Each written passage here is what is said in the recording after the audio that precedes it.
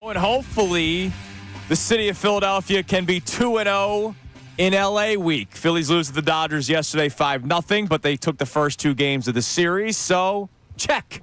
Phillies win the series in Los Angeles against the Dodgers, and now the Eagles get set to host the LA Rams this Sunday, 1 o'clock, Lincoln Financial Field. So hopefully it would be a 2-0 week for the city of Philadelphia against the city of Los Angeles. Johnny, good morning. They did everything we asked them to do. I mean, I even said going to L.A. just win one. You did say that. And it would be win one, and I thought the Dodgers were dead for the 2 seed. They're dead. They're done for the 2 seed, no matter what happens. Magic number's 4 with the Dodgers, but it's done.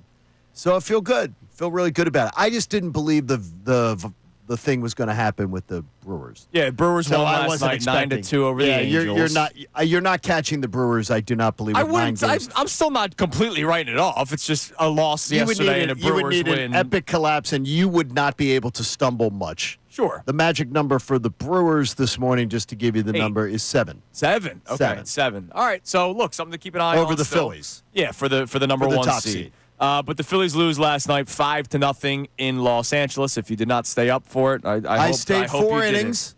Hope you. And I said to Christina, she goes, not staying up. I said, nope. I went you didn't miss much. I went night before first pitch. I'm not going to lie to you guys. I said, nope.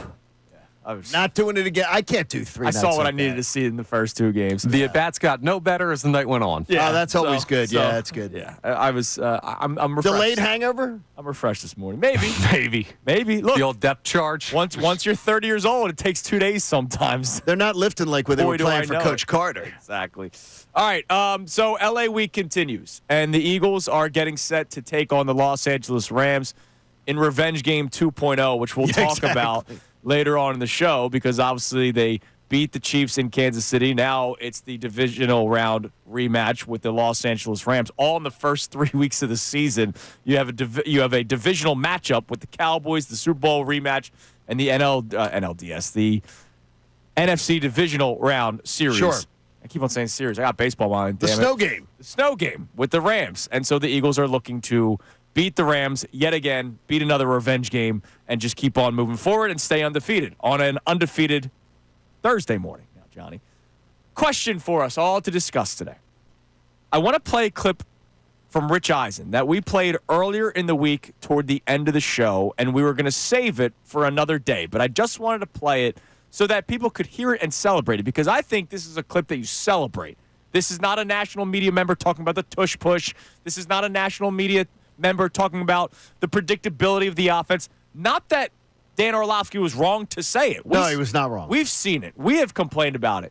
But Rich Eisen, on his show, now a member of ESPN, returning to ESPN, talked about the Eagles after their win against the Chiefs. Despite all the tush-push nonsense, that's not what he was focusing on.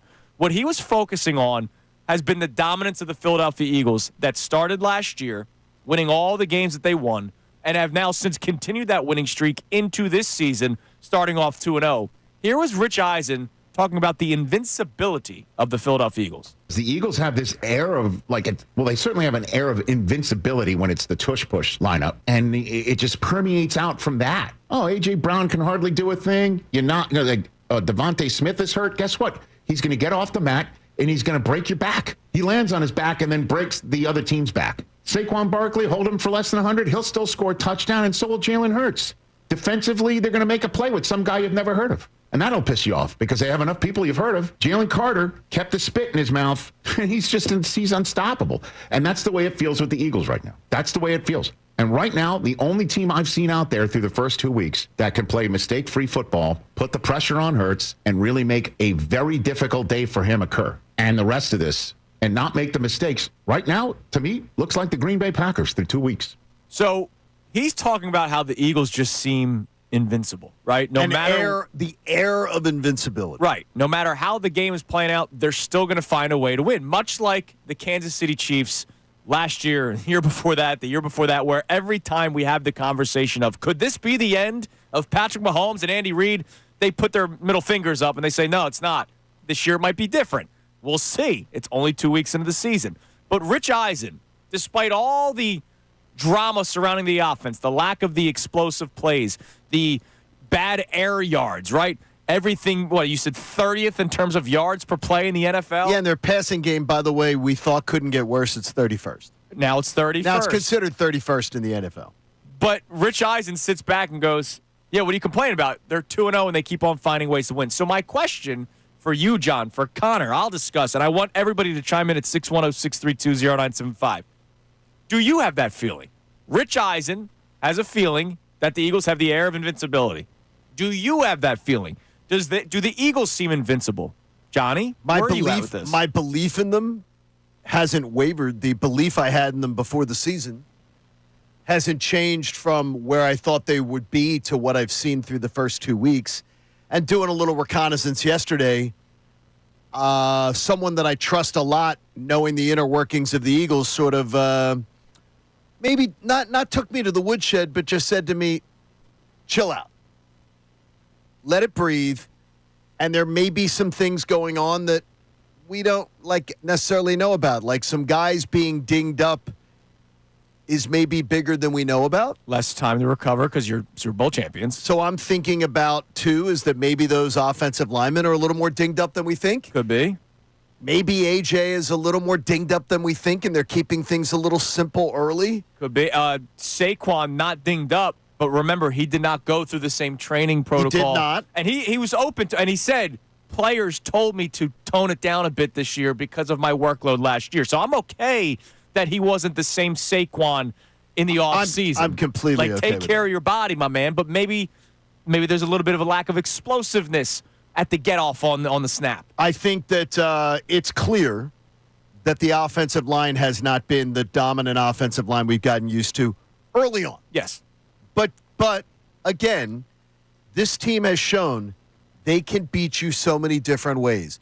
If they have to beat Josh Allen, and they got to beat, they got to go beat Joe Burrow in shootouts, Jalen Hurts can do that. Yeah, they showed it last year. He's shown that he can do it. If he wants to put 40 up on Patrick Mahomes, he can do it. Or if they want to win a tight game in a phone booth, they can do it. So it was sort of said to me yesterday, just pump the brakes a little bit. And also, I will leave you with this. Just wait till Sunday. I mean, wait and see what you see Sunday. So there's a belief that things are coming. Just chill. And so I'm going to take it like that. All I wanted, again, I wanted to come out of Tampa, get on that plane 3-1. That is what I did. Like, I thought this team should be 3-1 out of September. I want them 3-1 out of September. Now, I will say, you mentioned that you just wait till Sunday.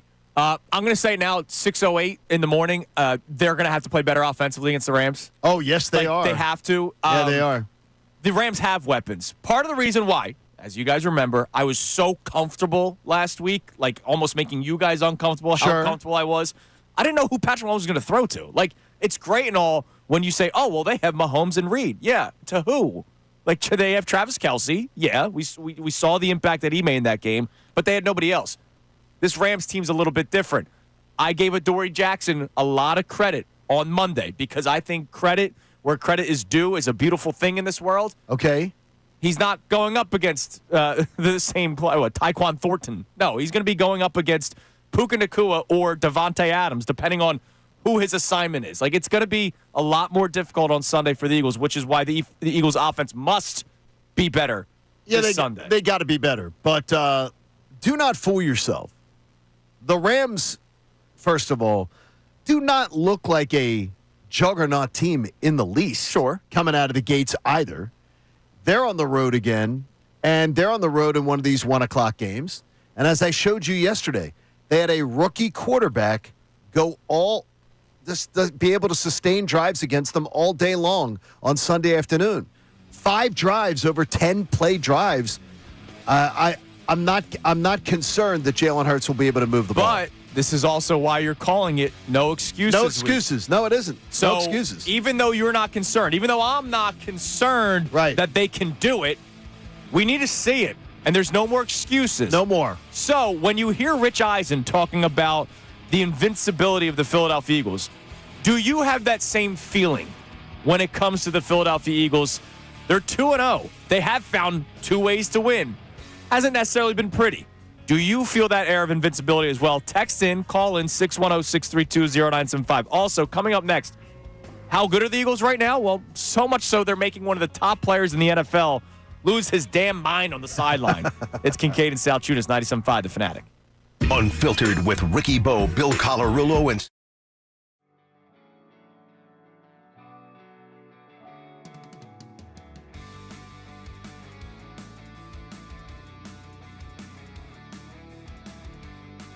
When you've seen the first two games, and I know you already have done a little pre-scouting, I know who you are, that you look at teams like the Rams and Tampa coming up. What would give you the most sort of early week alarm heading into the Rams game from what you've seen out of the Birds in the first 2 weeks? And what would make you feel really good going into the matchup?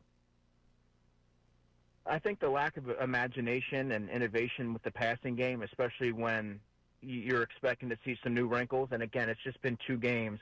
But when you're going up against the Sean McVay offense that can put up points, and they do have a lot of razzle-dazzle and eye candy, the Eagles have to make sure that they're being a balanced team and they're keeping defenses honest, because eventually, yes, you are winning games, but that will catch up to you.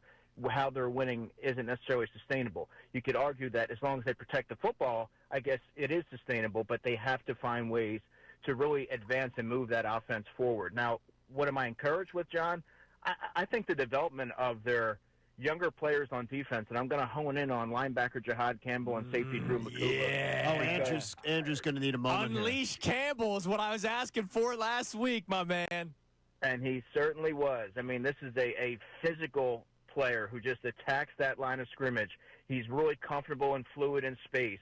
He looks like a player who's already has a full season under his belt. The way that he's sort of grasped things and adjusted on the fly, I don't think should be understated. And then you have Drew McCouba, who it's very telling when Vic Fangio started him week 1, and despite him not playing a lot summer dealing with different injuries, it shows you the confidence and the vision that the Eagles had in him, and that's why they drafted him where they did. This is a playmaker. He's around the football. He's really intelligent. He's versatile, and he can create different some different personnel groupings on defense because of his versatility. And you saw it manifest, taking the football away and off Travis Kelce, and really that was the play of the game. Those are 2 players that just 2 games into their career, I think you have to feel really good about where they are in terms of their development.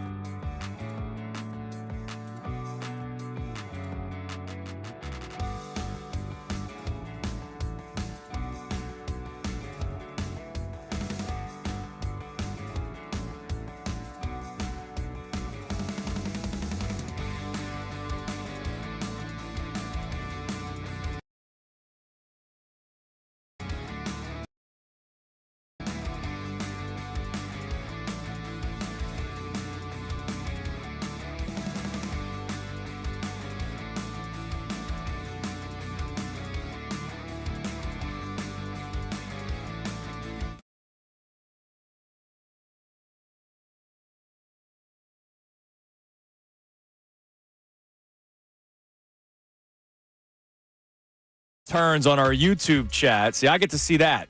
Connor's got the text line. We'll get to the text line later on this hour. Our question for you: do the Eagles seem invincible to you? And we're not saying invincible to, undefeated, right? Like that. I think the Miami Dolphins of 1972 will still be toasting their champagne at some point this season.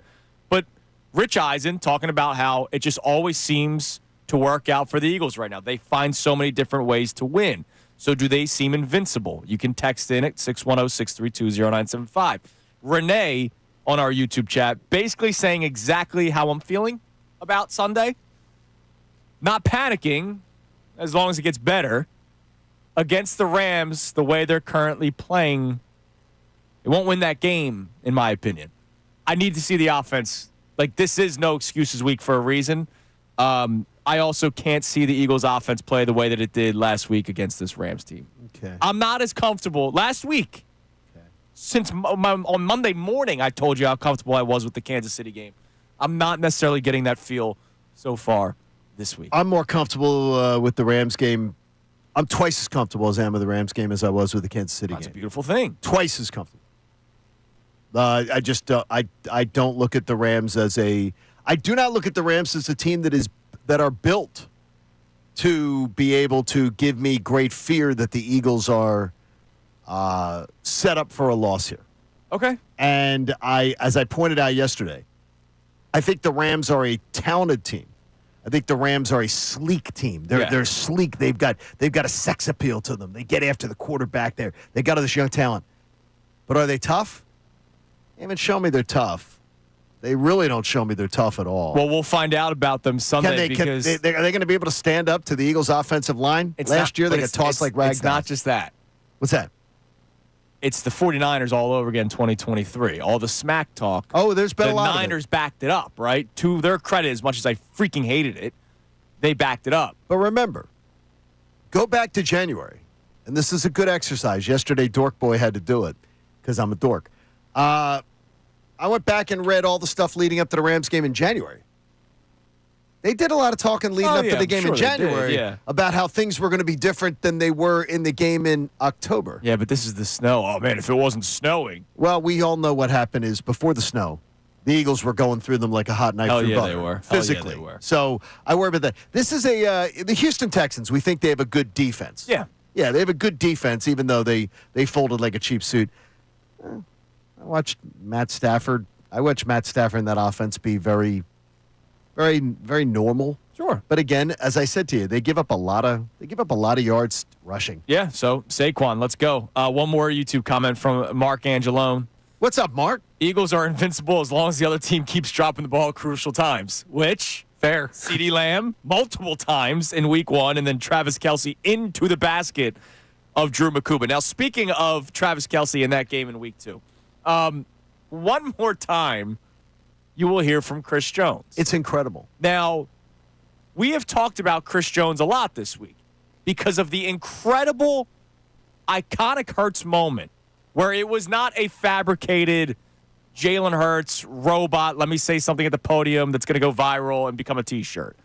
It was live. It was real. When Chris Jones is barking during the kneel down, you guys didn't even get 100 yards. And Jalen Hurts said, yeah. You didn't. And Jalen Hurts responds with, we won the bleeping game, shut your ass up. Like, it was beautiful. Like, that's great smack talk on the gridiron, on the field of play. Well, Chris Jones was mic'd up on the sideline at one point during the game. After the Eagles scored yet another touchdown via the tush push, you're going to hear Saquon Barkley say something which is beautiful, and then you're going to hear Chris Jones absolutely lose his mind. Everybody know what's coming. Good job.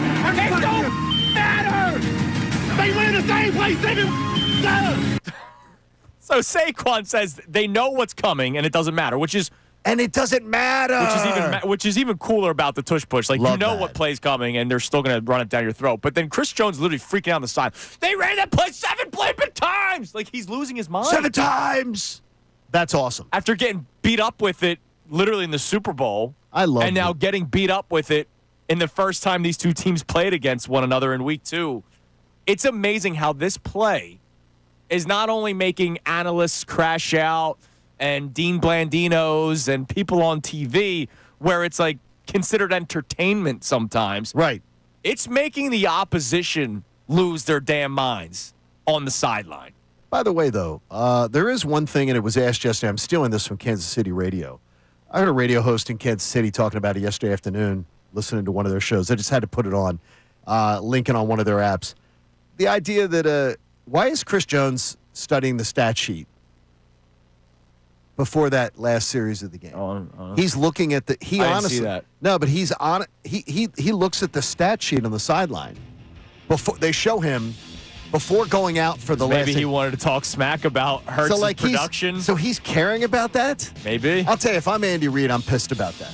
If I'm Andy Reid, I'm pissed about a lot of things. He's trying to see the numbers. Like the T-shirts. Like, I'm like, come on, dude. Like the T-shirts. Yeah. Yeah, Well, free the guy that was driving 120 miles per hour. Killed people. I thought Andy had a really good. Answer on that. Though. I heard it. Yeah, I thought he had a really good answer for that. But though the players. Yeah, they were supporting their teammate, but they need to think that one. They need to think better of that. All right, coming up next, one thing that would keep anyone from feeling invincible with the Eagles has been the lack of the explosive plays offensively. Well, of course, Nick Sirianni was asked about it again during his media availability, and I think he was speaking to John Kincade in one of his answers. It's Kincade Salciunas, 97.5 The Fanatic. Now on 97.5 The Fanatic Sports Update. Some good injury news for the Birds. I'm Connor Thomas, and this update is brought to you by Wendy's. Wendy's Breakfast 2 for $3 Biggie Bundles let you choose your perfect duo from your fave 4, including a sausage or egg and cheese biscuit, small seasoned potatoes, or medium hot coffee at participating U.S. Wendy's. The Eagles got some good news on their first injury report of the week ahead of their matchup with the Rams this Sunday. Dallas Goedert practiced in a limited capacity with that knee injury that held him out of week 2, and Jalen Carter does have a shoulder injury, but also was limited, so they both were in practice. Maybe Dallas Goedert's potential return could help with the underwhelming offense, but Nick Sirianni met with media yesterday and talked about not overreacting to just 2 weeks. We got to remember that this is a 17-game season and not to overreact on things that have happened just through the first 2 games. We found ways to win. We know we have to get better at a lot of things, but there's a progression to it. We'll keep you updated on any injury news as we draw closer to the game time on Sunday, 1 p.m. The Phillies got shut out in the series finale in L.A., a 5-0 final. It saw Blake Snell strike out 12. Lackluster finish to the series, but the Phils did take 2 out of 3 against the Dodgers.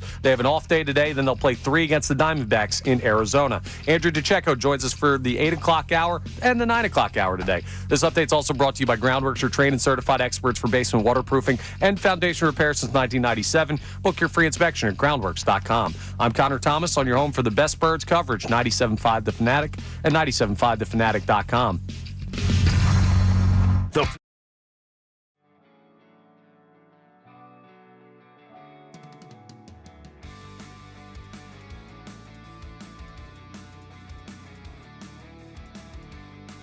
When you've seen the first 2 games, and I know you already have done a little pre-scouting, I know who you are, that you look at teams like the Rams and Tampa coming up. What would give you the most sort of early week alarm heading into the Rams game from what you've seen out of the Birds in the first 2 weeks? And what would make you feel really good going into the matchup? I think the lack of imagination and innovation with the passing game, especially when you're expecting to see some new wrinkles. And, again, it's just been 2 games. But when you're going up against the Sean McVay offense that can put up points, and they do have a lot of razzle-dazzle and eye candy, the Eagles have to make sure that they're being a balanced team and they're keeping defenses honest, because eventually, yes, you are winning games, but that will catch up to you.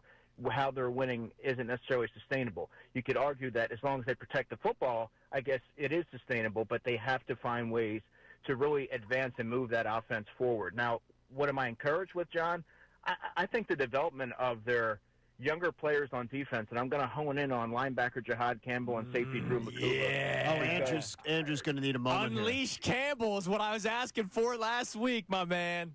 And he certainly was. I mean, this is a physical player who just attacks that line of scrimmage. He's really comfortable and fluid in space. He looks like a player who's already has a full season under his belt. The way that he's sort of grasped things and adjusted on the fly, I don't think should be understated. And then you have Drew McCouba, who it's very telling when Vic Fangio started him week 1, and despite him not playing a lot this summer dealing with different injuries, it shows you the confidence and the vision that the Eagles had in him, and that's why they drafted him where they did. This is a playmaker. He's around the football. He's highly intelligent. He's versatile, and he can create different some different personnel groupings on defense because of his versatility. And you saw it manifest, taking the football away and off of Travis Kelce, and really that was the play of the game. Those are 2 players that just 2 games into their career, I think you have to feel really good about where they are in terms of their development.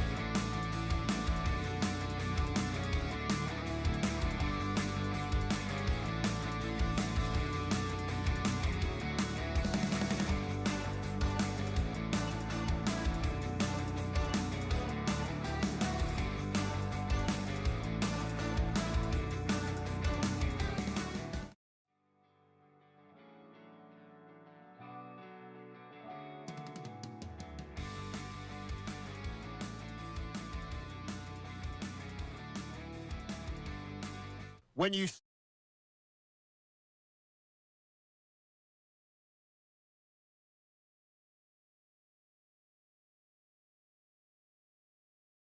Get the sense that the Eagles are invincible. Rich Eisen does. We'll play that clip for you again coming up before we check our text messages. But that's the question for you at 610-632-0975, where regardless of how the game is playing out, you can sit back and say the Eagles are going to win this football game. Because that's what the Kansas City Chiefs have done for years, right?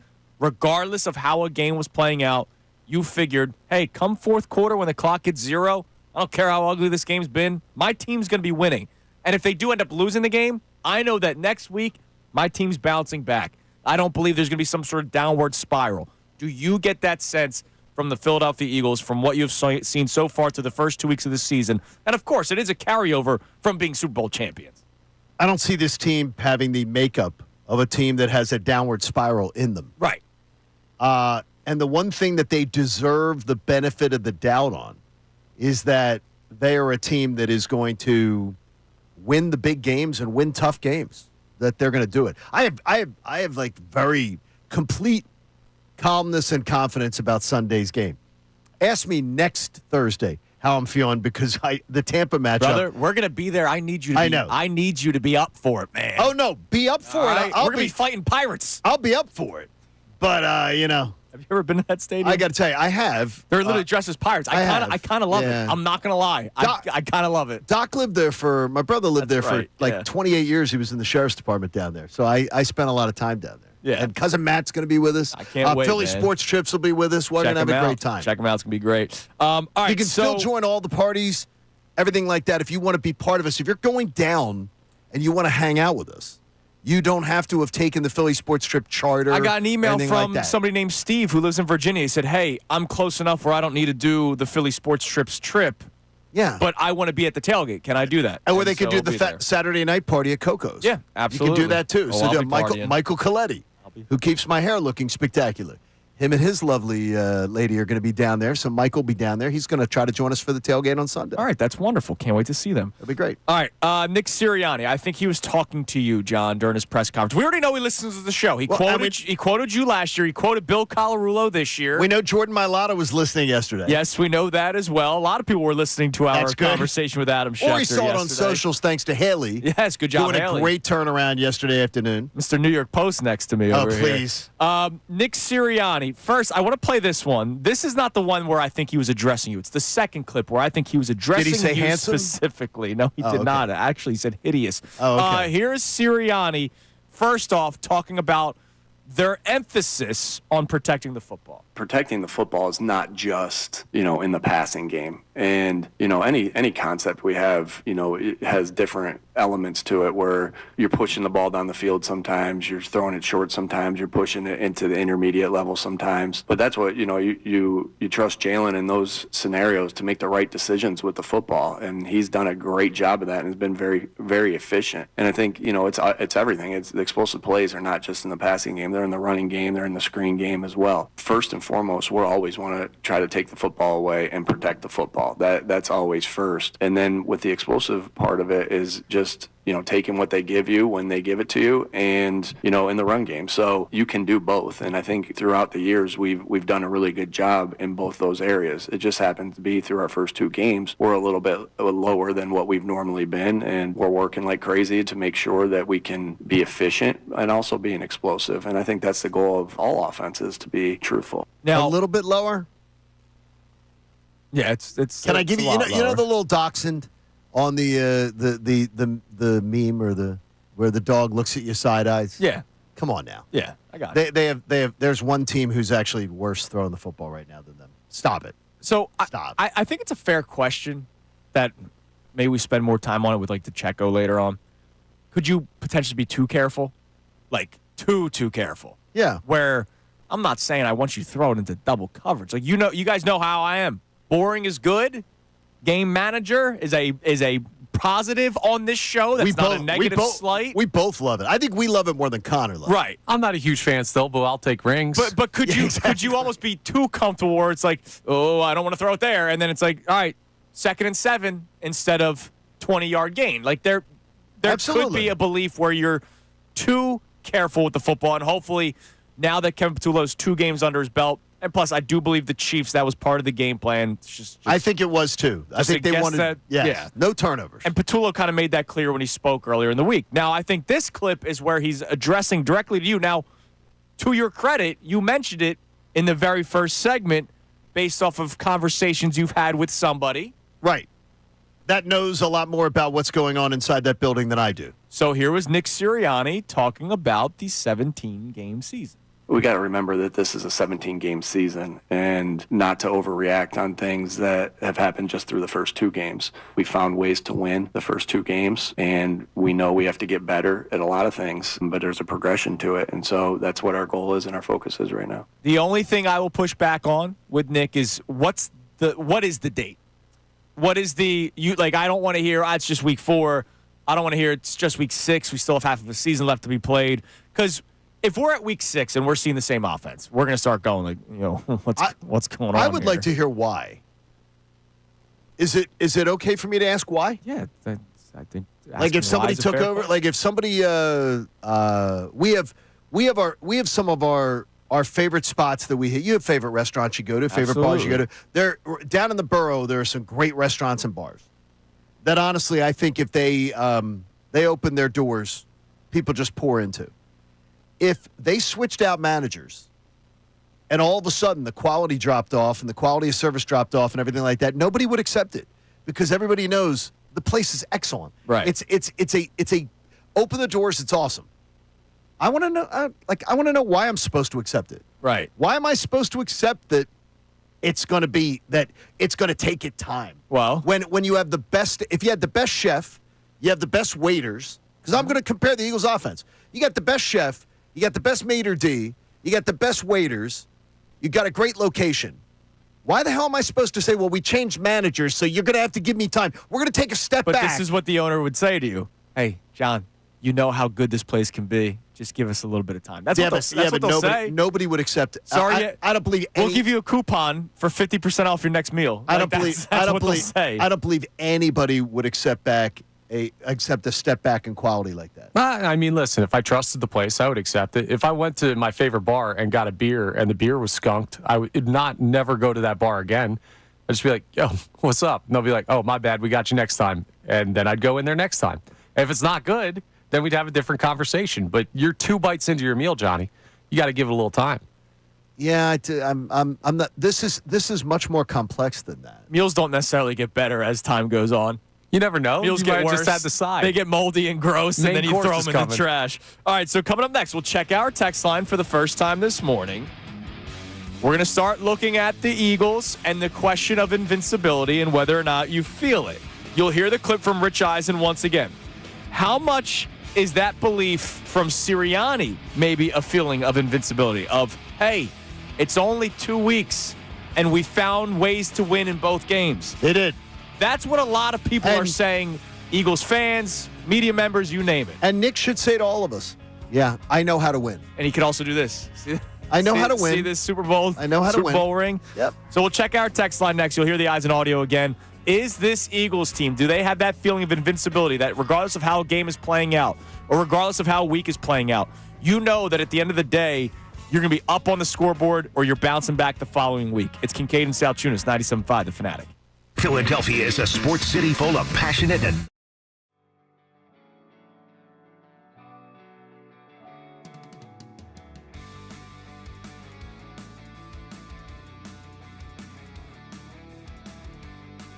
when you've seen the first 2 games, and I know you already have done a little pre-scouting, I know who you are, that you look at teams like the Rams and Tampa coming up. What would give you the most sort of early week alarm heading into the Rams game from what you've seen out of the Birds in the first 2 weeks? And what would make you feel really good going into the matchup? I think the lack of imagination and innovation with the passing game, especially when you're expecting to see some new wrinkles. And, again, it's just been 2 games. But when you're going up against the Sean McVay offense that can put up points, and they do have a lot of razzle-dazzle and eye candy, the Eagles have to make sure that they're being a balanced team and they're keeping defenses honest, because eventually, yes, you are winning games, but that will catch up to you. how they're winning isn't necessarily sustainable. You could argue that as long as they protect the football, I guess it is sustainable, but they have to find ways to really advance and move that offense forward. Now, what am I encouraged with, John?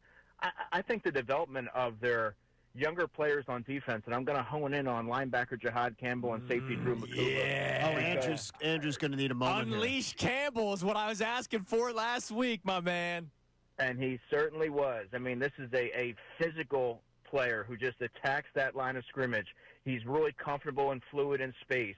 He looks like a player who's already has a full season under his belt. The way that he's sort of grasped things and adjusted on the fly, I don't think should be understated. And then you have Drew McCuba, who it's very telling when Vic Fangio started him week 1, and despite him not playing a lot in the summer dealing with different injuries, it shows you the confidence and the vision that the Eagles had in him, and that's why they drafted him where they did. This is a playmaker. He's around the football. He's highly intelligent. He's versatile, and he can create different some different personnel groupings on defense because of his versatility. And you saw it manifest, taking the football away off Travis Kelce, and really that was the play of the game. Those are two players that just 2 games into their career, I think you have to feel really good about where they are in terms of their development.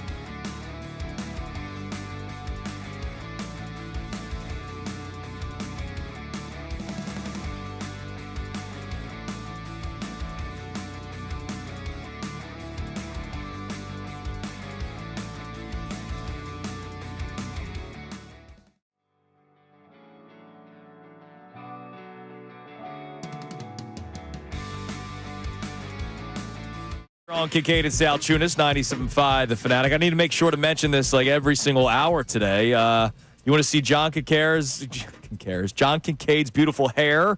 You can see it live in person, not just via YouTube. You can. Because we will be on the road tomorrow. We will. We will be in Delco, man. Rally House, Baltimore Pike in Springfield. Store opens early. So we'll be on the air at 6. The store will open up at 7 o'clock. To get Eagles gear for the new season, and of course Phillies merchandise for the playoff push. Another Red October here in Philadelphia. I like the NL East champs hats they gave out to the players. It's so funny is I really like the hats. I thought it was a nice hat, but I'm anti any gear till the end of a season, as far as acknowledging something. Like I don't want to buy the division champs gear, and then if they win the National League title. Or if they win the World Series. My wife wore her Super Bowl 52 shirt the other day, and I was like, hey, John wouldn't let you wear that. Don't wear the Super Bowl 52. Register on the site for a chance to win Phillies tickets for the September 25th game against Miami. The seats are in right field, section 104, row 2, so wonderful. That's really seats. Good. You must be there to enter, but you don't have to be present to win when we pick the winner at the end of the show. Rally House is your go-to spot this football season with fresh Eagles, Penn State, and Temple gear, and unique styles you won't find anywhere else.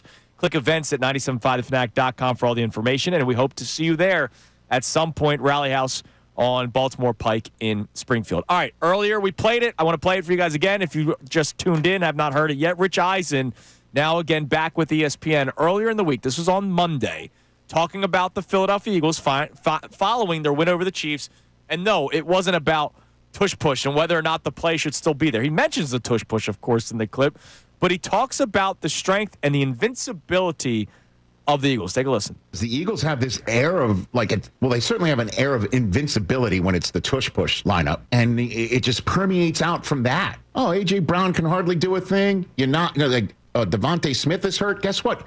he's going to get off the mat, and he's going to break your back. He lands on his back and then breaks the other team's back. Saquon Barkley, hold him for less than 100, he'll still score a touchdown, and so will Jalen Hurts. Defensively, they're going to make a play with some guy you've never heard of. And that'll piss you off because they have enough people you've heard of. Jalen Carter kept the spit in his mouth. He's unstoppable. And that's the way it feels with the Eagles right now. I love that answer. It's great. That the idea it's going to piss you off because some guy who you never heard of is going to make a play. That's awesome. Dude, I'll be honest. Like if this was a different team, I'd probably hate watching the Seattle Eagles. Yeah, I'd want them wiped off the face of the earth. You know what I mean? Like, I'm man enough to admit it. Like, I would probably hate watching this Eagles team if it was in a different city. But because it's my team and we're winning, I love it. Well, did you love watching the Chiefs dominate everybody and just find ways to win? No, because I hated the Chiefs. I remember, but I respected and appreciated their dominance. I remember my daughter sort of cursing like a sailor, watching Denver, one of the games she was home for. And it was maybe last year, the year before, the Chiefs were losing. Yeah. Chiefs were going to lose. Denver's lining up for a chip shot field goal to beat the Chiefs, and they miss it. Yeah. Or it gets blocked or something. And it's just like, and are you kidding me? And my daughter starts cursing like a sailor. I'm like, first of all, you weren't raised that way. You don't hear your dad curse. And she's like, I can't. This team, God, I hate them. Like, she hates the Chiefs. Yeah. She hates the Chiefs. And so, you know, I can get that. I bet you people are getting really tired of it. I'm sure there is, except for the ratings, because again, most viewed game in the history of a Fox broadcast in the month of September and October. I had to tell little ninja boy yesterday, little gamer boy. Oh, the game. He was complaining about I boring. hate watching these trash teams. They're boring. Yes, ninja boy, go back to playing your video games because America loves watching the Eagles. America loves watching the Chiefs. Knowing you, that's the first time you ever heard of who Ninja is. No, I got a 21-year-old. Oh, okay, I've known for years. You see that's the thing. You'll see when you I'm an ageist. You'll see clearly. when you'll see. Well, the thing is that no, you're not though. You have to engage with what your kid's into. Like you have to your kid's into, and Olivia loves gaming and stuff. Streamers. So you have to know what what your kid's into. All right, what do we got on the text line? Do people get the sense that the Philadelphia Eagles have that air of invincibility to them? Yeah, so John V leads us off, and he says, no, I always believe the Eagles can win. I have hope all the time, even when it looks rough, but I still think they can get beat, and I believe they need to perform better and better as the season progresses. Yeah, and look, I think it needs to happen this weekend. I'm once again going to tell you that as comfortable as I was all last week, you guys as my witness, I was comfortable you were all very last week. comfortable. I don't have that same sense. And there's a lot of factors, and we'll talk about it. We have 3 hours and 15 more minutes of the show to talk about. We have a Football Friday tomorrow to talk about. There's a lot of reasons why I just go, all right, this might be a tougher spot than the way I felt against the Kansas City Chiefs. The one thing that I really do like, though, for the Eagles is the fact that it is a 1 o'clock game, and the Rams are coming from the West Coast. That is a big factor. They sleptwalked, I thought, through the 1 o'clock game last week in Nashville. Yeah, a lot of it. I think that was part of it. But they were in a 4-quarter battle with the Rams, with the Titans. They pulled away at the end, but they let a rookie quarterback in his second game move the ball up and down the field on them, and literally play keep away with the ball. So if you think about that, the Eagles play keep away pretty much better than anybody, as far as just mistake-free football, move the chains, things like that. The Rams let a second game quarterback do that on a bad football team with a bad offensive line. What else we got on the text line? All right, we also have a check-in here. No name on this texter, but they're in Florida, and they say, you may have the best chef, but you don't have the best food vendor. He's learning. He's going to get better. Yeah, and I think he will get better. I don't think this is going to be who he is, but the thing is, I think I need to see it Sunday. Like, it's what my patience is dwindling. What happened to the first 4 weeks? No. Where did that go? No, there's a 40-point game, and then there's somewhere in the middle of what we've been seeing. And there's a difference between just saying style points. 2-0 matters. Is that what's good? Is that I said 3-1. Just get me 3-1. It's fine. You're allowed to discuss individual performances being poor, and it's poor. It's ridiculously bad. Yeah. It is bottom of the NFL bad, and you've given this guy the best toolkit in the country. I understand. And it's that bad. So, no, he doesn't get a free pass for a month. No, nonsense. Hang on. They're 2-0. And I they know went- they're 2-0. Can we stop that? No, we can't stop Yes, that. we can. No, John, that is their damn record. We cannot stop that Yes, they're 2-0. we can, Yeah, because but they're you 2-0 for a lot of different reasons. I understand. Yes. Part of this, though, you just went on the road and played the Kansas City Chiefs in a desperate environment in their own building in a Super Bowl rematch and won the game. All right? It's not like they're 2-0 and they've looked bad against the Browns and the Dolphins. They've got a division win, and they've got an on-the-road Super Bowl rematch win. And then you put context on the Dallas win, and you go, wow, they struggled with Dallas. And then you saw the Giants go up and down the field on Dallas. You put context into things. They've scored 23 points over the last 6 quarters. You say right? yes. Like I can say that, too, because the Eagles only scored 3 points in the second half against the Cowboys, and then obviously the 20 against the Chiefs. And now, look. And did you win at Kansas City because of your offense? No. Or did your defense ball out It was mainly and win your you a game? defense. Your defense, the defense was 70% of that win, if not more. But it's just drawing a hard line in the sand after 2 weeks where they've won both games. One guy can easily be criticized. He would get Connor, he would get an F on the paper for his work for 2 weeks. I'm not telling you can't criticize him. I'm saying need to see it this week feels hasty to me, and the head coach is telling you the same thing. Now, look. Of course, because it's his boy. I thought the game well, yeah. It's his boy. Of course he's going the to say game that. plan, the way you saw the Eagles operate offensively against the Chiefs, I kind of understand, right? They're going to bring the pass rush. Absolutely. There's going to be a lot of pressure from Spags. I don't think it's going to be the same against the Rams. So if I see 18 bubble screens, I'm going to get concerned. Or A.J. Brown running the same pass pattern 11 11 times. Yeah. And then the word predictability comes up again. I don't want to hear that. So more text messages on this coming up next. We continue to talk about the Eagles, but we also start to look ahead more to Sunday. Revenge game number 2 on the schedule in just the 3rd week of the season. John Kincade has a question where he said, and I quote in his email, "Am I dumb?" Yes, it's Kincade and Salciunas, 97.5 The Fanatic. Now on 97.5 The Fanatic Sports Update. Goddard back at practice. I'm Connor Thomas, and this update is brought to you by Wendy's. Their breakfast 2 for $3 biggie bundles let you choose your perfect duo from your fave 4, including a sausage or egg and cheese biscuit, small seasoned potatoes, or medium hot coffee at participating U.S. Wendy's.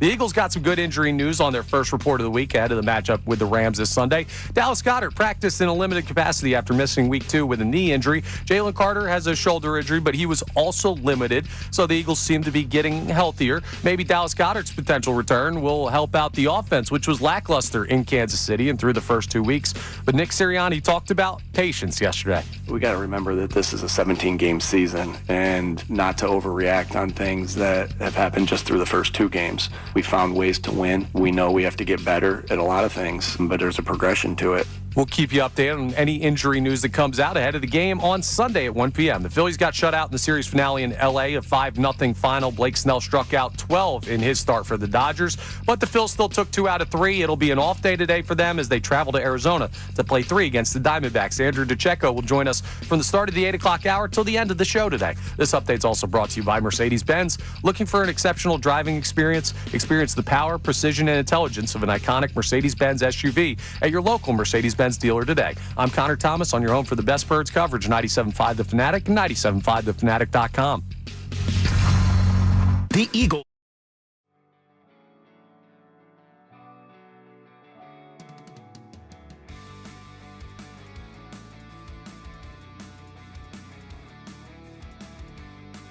When you've seen the first 2 games, and I know you already have done a little pre-scouting, I know who you are, that you look at teams like the Rams and Tampa coming up.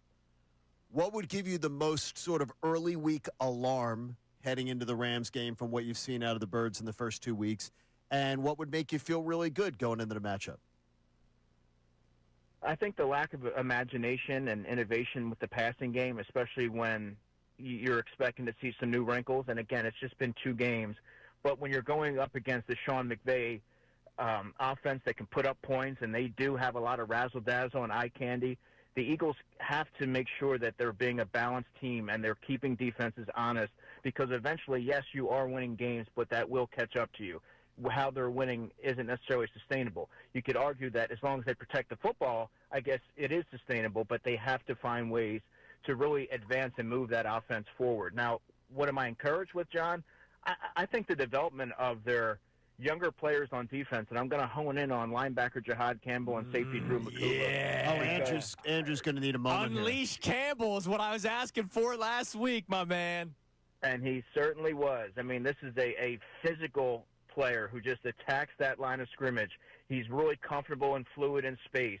He looks like a player who's already has a full season under his belt. The way that he's sort of grasped things and adjusted on the fly, I don't think should be understated. And then you have Drew McCouba, who it's very telling when Vic Fangio started him week 1, and despite him not playing a lot in the summer dealing with different injuries, it shows you the confidence and the vision that the Eagles had in him, and that's why they drafted him where they did. This is a playmaker. He's around the football. He's highly intelligent. He's versatile, and he can create different some different personnel groupings on defense because of his versatility. And you saw it manifest, taking the football away off Travis Kelce, and really that was the play of the game. Those are two players that just 2 games into their career, I think you have to feel really good about where they are in terms of their development.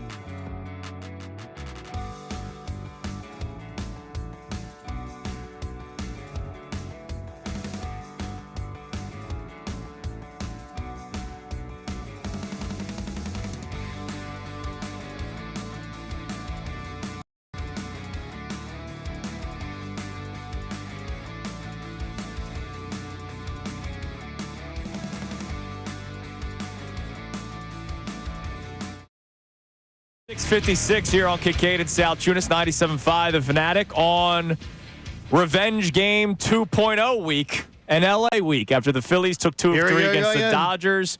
And now the Eagles getting set to host the Rams on Sunday. I had to I've known the general manager of the Rams, Les Snead, since he was an intern in Atlanta. And I sent him a text yesterday. I said, no snow in the forecast Sunday. So no need to. He's from a very place called Eufaula, Alabama, and very no one's more built for Hollywood than Les Snead. Oh, is that right? Oh yeah, he's really gotten into it now. The never wear socks. Well, it's here in Philadelphia, so yeah, exactly. You know. He's gonna be. I hope Sunday is just nice and it's always sunny in Philadelphia. Damn right. For us. All right. So first and foremost, you asked me a question in post-show headlines, which kind of leads into this upcoming discussion. And I wonder what Connor's thoughts on this are as well. Connor will say I'm stupid. Okay. You asked me if I liked added storylines to games. I love drama. I love drama around storylines when it's about your team. And again, to be clear, not drama like Hurts and AJ Brown, Brandon Graham beef, right? I'm talking about rematches, revenge games. Even though I don't think winning a week 2 or a week 3 matchup is total revenge from what happened in the playoffs, but I like the storylines going up to it. I like that our team will be the talk of the town. I like that we have more to talk about than just X's and O's. I love storylines in sports. It's part of the reason why I wanted to get into this, because I read so much about sports as a kid, not about science and math and education. I read about sports my entire life. I've always been a big fan of storytelling in the world of sports. And so when it's our teams, I do, not that I need to get up for more, right? No, but Like, it's I'm fun. always ready for an Eagles game, but let's face it, a 162-game baseball season? Hell yeah. Give me like a Skeens versus Zach Wheeler when he was good to go. That's a storyline. Give me a story. More so than just Phillies Marlins. Okay. I'm pro story. What about you, I Connor? got you. Yeah, absolutely. I mean, the more juice there is to a game, the more exciting it is to me. Like, I'm wide open to revenge game type of narratives. This quarterback played here narratives. This coach is from that coach's coaching tree. Like, that stuff gasses me up, man. I'm ready to go. So you like that. Even when you're not involved in it, you like it. Yeah. Like you look forward to it. I don't. I like it more when I'm sitting down to watch a game and it's not my team. I don't dig it as much when it's my team. It's interesting. Like the I'd rather just it not be anything that's too drama-ish with my team. Explain what the difference is with another team versus your team. Well, because it just gives me something more to watch for. Like, okay, I want to see this team go in. This guy, I would love to see this guy go in and kick former A's. But by the way, did you see? I don't know if you saw the other day. Did you see the Detroit-Chicago game? Where the Ben Johnson return. And at the end of the game, they were trying to make it out that there was a beef. Yeah, that there was a beef because he went in his ear. No, they shook he went in hands. his ear. They shook hands and went to their lockers. And he went, listen, he goes, it's what he said in his ear. It's going to get better. Yeah. And people were like, boy, he just said something in his ear and gave him crap. And he was like, ridiculous. It's going to get better. But I wanted to watch Ben Johnson go up against him and see. Right. That's a storyline. And by the way, though, he did purposely say, I wanted to give him my best because he sure as hell give me his best. Yeah, sure. He knew that. So I like that. I don't like it as much when it's my team, though. I'd rather just see it be a straight football. Well, you straight can't whatever. avoid it this week. No. As you're listening to 97.5 The Fanatic, WPEN, HD1 Burlington, Philadelphia, a Beasley Media Group station broadcasting live from the Comcast Business Studio powering possibilities. You can't avoid any drama or storylines going into this game because it is the rematch of the divisional round of the playoffs last year, the snow game. It's not as crazy as the Eagles-Niners game from 2023. We talked about that on post-show headlines. I remember when that schedule came out and we knew that the Eagles were playing the San Francisco 49ers. I still can tell you right now that they played the San Francisco 49ers in Week 13 of the 2023 NFL season. Because of that game. I still remember that because when the schedule came out, I remember when I was still working with Ant at the time. We had a whole day on it. When the schedule came out after we did W's and L's day, the next day was like the marquee matchup. I cared more about Eagles-Niners than I did both Cowboys games, both Giants games, both Commanders games. I think they were the Washington football team at the time. Like, I cared more about Eagles-Niners because there was a bigger story than all those other rivalry games. So this is one of those games that when the schedule came out, we immediately said, wow, circle this one because this one's going to be fun. It's going to be some drama. There, I just don't believe. I really feel good. Like the way you felt last week, I feel really good. Like not feeling. I don't believe I'm going to be biting my nails. 6 minutes to my 6 minutes to go fourth quarter test. Yeah.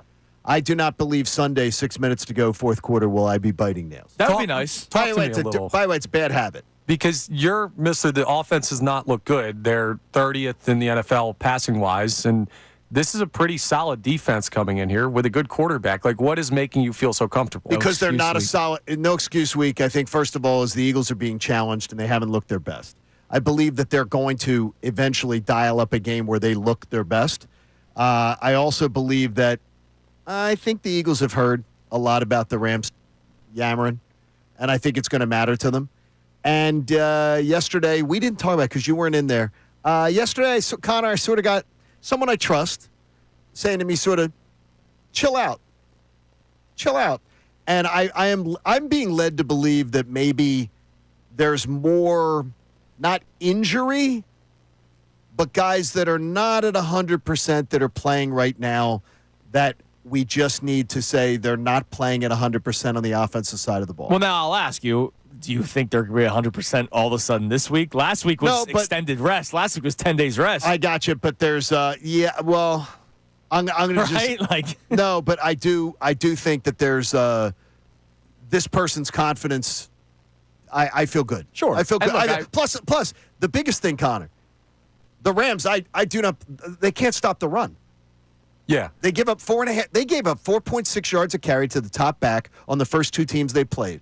Those two teams have backs that aren't close to Saquon Barkley. Or offensive lines. That do not have offensive lines, anything like the Eagles' offensive lines, which gives me immense confidence in that regard that I'm like, okay, that is where I'm getting the most confidence. Now, let me ask you guys something from a mentality standpoint. I'm going to say this now before anyone loses their mind. Okay. I was worried before the Eagles-Niners game, right, that the Niners were going to back up what they had to say in 2023. I remember that. I remember you saying that. Now, I did not think that they were going to have a freaking downward spiral, right, where Lane Johnson literally said they snatched our souls that week. I was not expecting a downward spiral after that. It was just the Niners were playing their Super Bowl on Week 13. The Eagles were not. The Rams might be playing their Super Bowl this Sunday. The Eagles played the rematch of their Super Bowl this past week. There is a come-down moment of emotions. There is also a rise-up moment for other teams when it comes to emotions.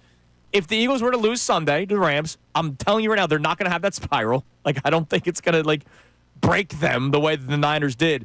But I also do wonder how much of a factor is that, look, this is our game. This is our Super Bowl. We have to beat the Eagles. Here's the only thing. Does that matter to you? Here's the only thing. Did you feel that last week? Because I did not. Well, from the Eagles. I felt good team-wise. No. Did you feel it from the Eagles? I don't think the Eagles ever approached last week as being some huge, we got to go, we're going to Kansas City, we got to go prove it again. Like they didn't, to me, they treated last week to me like a business trip. Well, and by the way, that is where Nick Serriani is maybe at his greatest. Well, they've been doing that since camp with basically ignoring the fact that they're Super Bowl champs. Honestly, Nick Sirianni's done that since he's arrived. At his team just being like, week to week, it's just this week. We're focused on this week. And honestly, I'm one of those people who was like, okay, coach speak. He's delivered on it. His team delivers on it all the time. So to me, I look at it and I say, I'm believing that they're. I don't think they ever put too much emphasis on the Chiefs game. Yeah, okay. They're the John Hamm Mad Men meme where I don't think about you at all. Right. Right. We're gonna roll in. We're gonna beat you. Sure. We're gonna leave. All right, what do we got on the text line? Also, add to that conversation. Do you like when there's added storylines to your teams? I love it.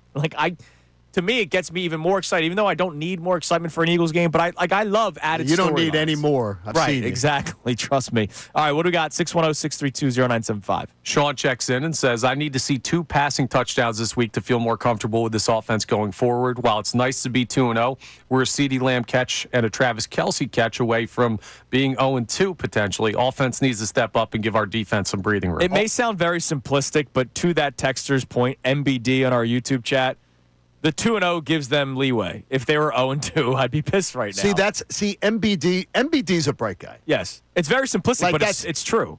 Because you know what he's doing? He's doing the keep it simple, stupid. Yeah. And he's right. He's right. Is that having that, surviving and having that should change your mood. And that is sort of the message that I received yesterday of, dude. Well, and that's the message that Rich Eisen was giving, and we've played the clip for you a couple of times now. Pump the brakes. It's not as big a deal. And so answer that question. Are the Eagles, do they have a sense of invincibility to them? That's what Rich Eisen was saying on Monday, and we've been reacting to it. You can text in at 610-632-0975. MBD says, I'm not a bright guy. No. I got to tell you, when you read MBD comments, my ears tend to perk up. You feel pretty good about him. He seems like a very bright guy. MBD, you're bright. All right. Number one in our hearts. All right, coming up next. One thing I do feel great about this game on Sunday is that when the Eagles continue to run the tush push against one of the teams that begged for it to be banned, because let's not forget that. Oh, yes. The Rams and Sean McVay were one of those wimpy, whiny teams. Oh. We have a follow-up from somebody who was adamant about banning it. It's Kincade and Salciunas, 97.5, The Fanatic. The Fanatic's Andrew DiCecco, the Philadelphia Inquirer's Jeff McClain, and ESPN.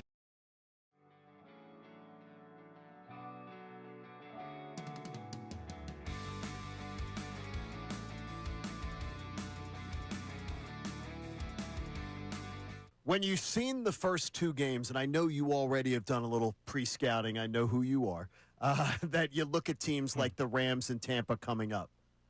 What would give you the most sort of early week alarm heading into the Rams game from what you've seen out of the Birds in the first 2 weeks?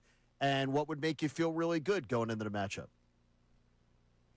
I think the lack of imagination and innovation with the passing game, especially when you're expecting to see some new wrinkles. And again, it's just been 2 games.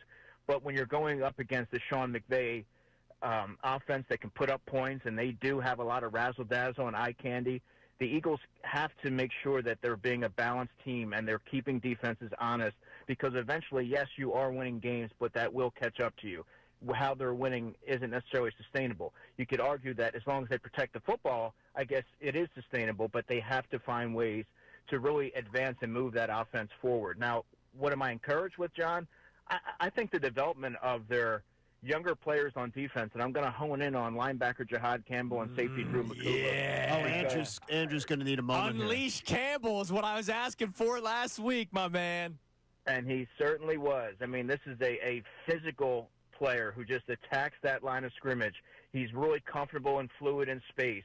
He looks like a player who's already has a full season under his belt. The way that he's sort of grasped things and adjusted on the fly, I don't think should be understated. And then you have Drew McCuba, who it's very telling when Vic Fangio started him week 1, and despite him not playing a lot in the summer dealing with different injuries, it shows you the confidence and the vision that the Eagles had in him, and that's why they drafted him where they did. This is a playmaker. He's around the football. He's highly intelligent. He's versatile, and he can create different some different personnel groupings on defense because of his versatility. And you saw it manifest, taking the football away off of Travis Kelce, and really that was the play of the game. Those are 2 players that just 2 games into their career, I think you have to feel really good about where they are in terms of their development.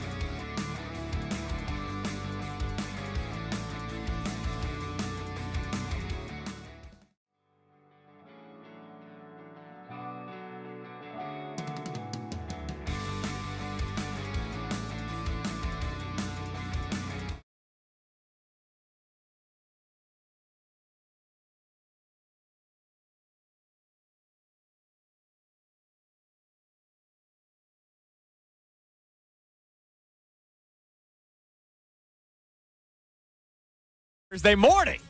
I'm just so locked into Eagles-Rams that I forgot about a Wendy's Thursday morning. So what we normally do is we give one an hour, but it's 7:12, so I already missed the first hour. So right away, text "Screw You, Andrew" to 610-632-0975 because I forgot. That's on me.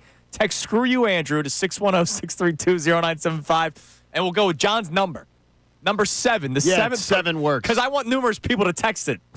So the 7th person to text "Screw you, Andrew" to 610-632-0975. I'm sure that's not the first time that's probably ever going to be sent.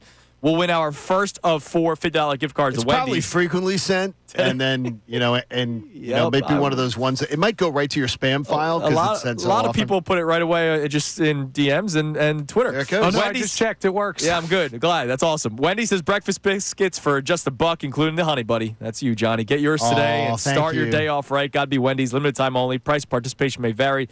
Limit 5 qualifying items per transaction. Not valid in a combo while supplies last. Just a little note to you. Wait till you see 7. You're going to see how devoted I am to that lucky number 7 coming up next year. All right. See, next year comes into play for me. Wait, next year. Yeah, you'll see next year. You're going to see how devoted I am to that. You'll see. You'll see. Just a little teaser. Can I get through September before we talk about next year? I just know telling you. you already have your Christmas gifts all lined up. By the way, I'm almost done Christmas Hey, shopping. you're insane. All right. Almost done. So Eagles Rams, one of these storylines, one of the many storylines going into this game is obviously also the tush push because the Los Angeles Rams were one of the loud teams when it came to wanting to ban the tush push. I know the Chiefs voted for it to be banned, but Andy was asked about it, and he responded. Sean McVay was one of those guys that was very vocal about getting rid of the play because, he'd rather do gadget plays. Yes. He'd rather do motion and stuff underneath and hitting players in stride, which that's fine. I get it. like that. I like that I kind get of it. offense. Yeah, I get it. But it's okay to, play tough, nitty-gritty football every It once is. in a while. And I told you when his whining about the tush push, absolutely, he violated the student code of conduct at Marist that he was supposed to live by the rest of his life, that my daughter's living by. He violated it. So I'm How very dare he. disappointed in him. How dare he? Very that disappointed code in of him. conduct. Yeah, I'm surprised. So Dean Blandino, as you guys remember on Sunday, quote, "I am done with the tush push, guys. It's a hard play to officiate."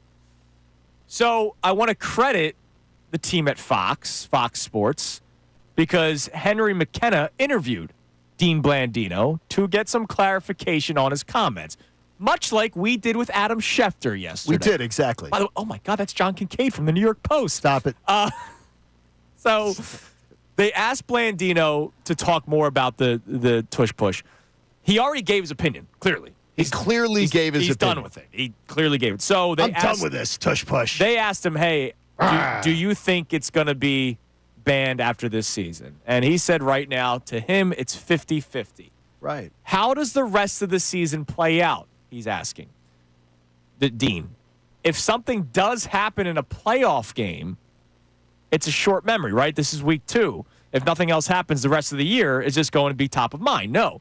But he says if something happens in a playoff game, much like the Frankie Louvu constantly jumping over the line of scrimmage, and then all of a sudden there's more eyes on playoff games than there are regular season games, he thinks that if something happens in a playoff game over the play, then that could lead to it being banned. So he knows it's going to be banned. He straight up said, quote, "I don't love the play." Now, again. And he's allowed to have that opinion. People are very offended by it. I'd rather you say that than the other nonsense, not football play. I'd rather him be honest. Like, just say, I don't like the way it looks. Just be honest. Even though I still think you're a wimpy person for saying it, at least you're standing by your opinion. Yeah, so be honest.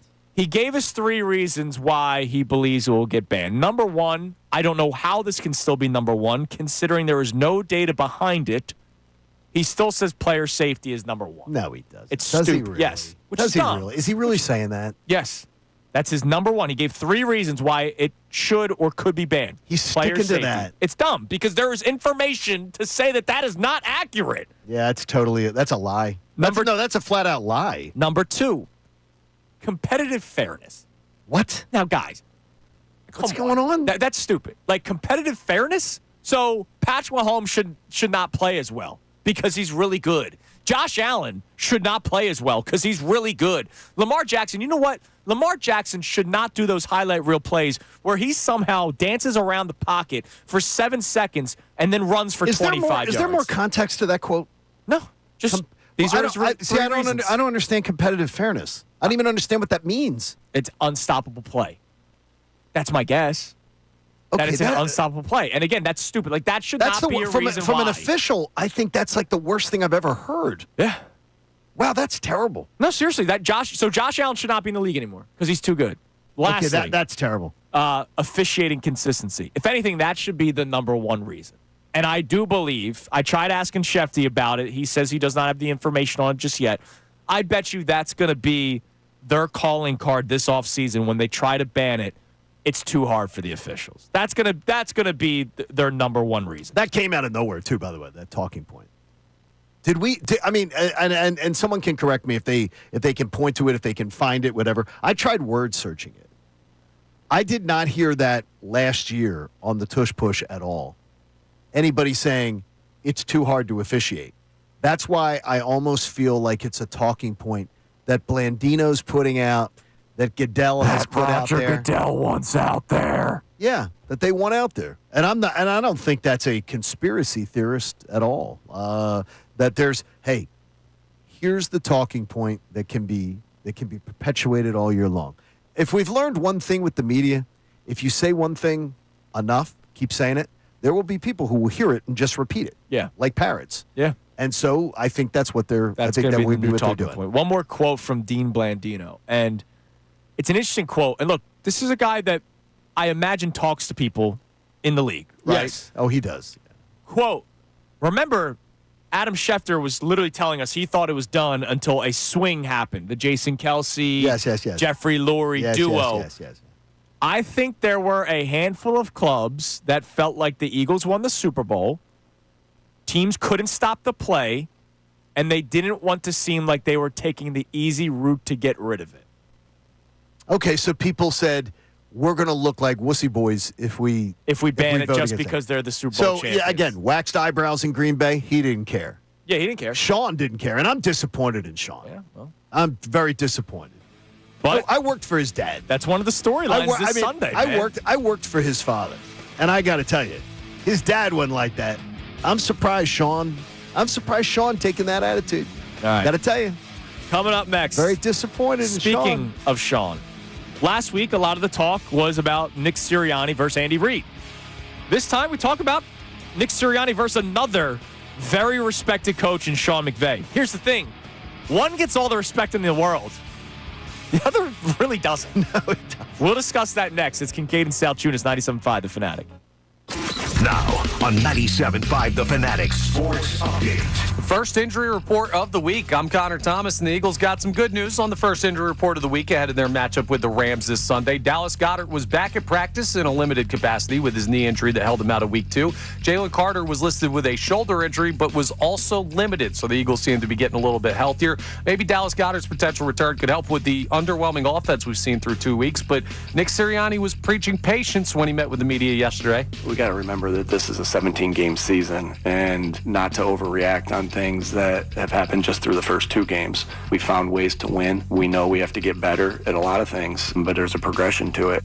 We'll see if that progresses in week 3 against the Rams. We'll keep you updated as well on any injury news we draw closer to game time. Sunday at 1 p.m. at the Link. The Phillies got shut out in the series finale in L.A. It was a 5-0 final last night. Blake Snell struck out 12, and it was a lackluster finish to the series. But the Phillies, well, they had a great first 2 games. They took 2 out of 3. They secured the season series. Now it's an off day for the Phils as they travel to Arizona, getting ready to play 3 against the Diamondbacks. Andrew DeCecco will join us for the 8 o'clock hour till the end of the show. This update is brought to you by Wendy's. Their breakfast 2 for $3 biggie bundles let you choose your perfect duo from your fave 4, including a sausage, egg, and cheese biscuit, small seasoned potatoes, or medium hot coffee at participating U.S. Wendy's. I'm Connor Thomas on your home for the best Birds coverage, 97.5 The Fanatic and 97.5thefanatic.com.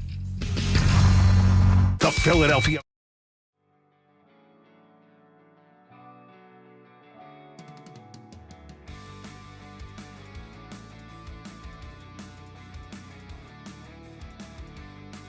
When you've seen the first 2 games, and I know you already have done a little pre-scouting, I know who you are, that you look at teams like the Rams and Tampa coming up. What would give you the most sort of early week alarm heading into the Rams game from what you've seen out of the Birds in the first 2 weeks? And what would make you feel really good going into the matchup? I think the lack of imagination and innovation with the passing game, especially when you're expecting to see some new wrinkles. And, again, it's just been 2 games. But when you're going up against the Sean McVay offense that can put up points, and they do have a lot of razzle-dazzle and eye candy, the Eagles have to make sure that they're being a balanced team and they're keeping defenses honest, because eventually, yes, you are winning games, but that will catch up to you. How they're winning isn't necessarily sustainable. You could argue that as long as they protect the football, I guess it is sustainable, but they have to find ways to really advance and move that offense forward. Now, what am I encouraged with, John? I think the development of their younger players on defense, and I'm going to hone in on linebacker Jahad Campbell and safety Drew McCouba. Yeah. Andrew's going to need a moment here. Unleash Campbell is what I was asking for last week, my man. And he certainly was. I mean, this is a physical player who just attacks that line of scrimmage. He's really comfortable and fluid in space. He looks like a player who's already has a full season under his belt. The way that he sort of grasps things and adjusted on the fly, I don't think should be understated. And then you have Drew McCouba, who it's very telling when Vic Fangio started him week 1, and despite him not playing a lot in the summer dealing with different injuries, it shows you the confidence and the vision that the Eagles had in him, and that's why they drafted him where they did. This is a playmaker. He's around the football. He's highly intelligent. He's versatile, and he can create different some different personnel groupings on defense because of his versatility. And you saw it manifest, taking the football away and off Travis Kelce, and really that was the play of the game. Those are two players that just 2 games into their career, I think you have to feel really good about where they are in terms of their development.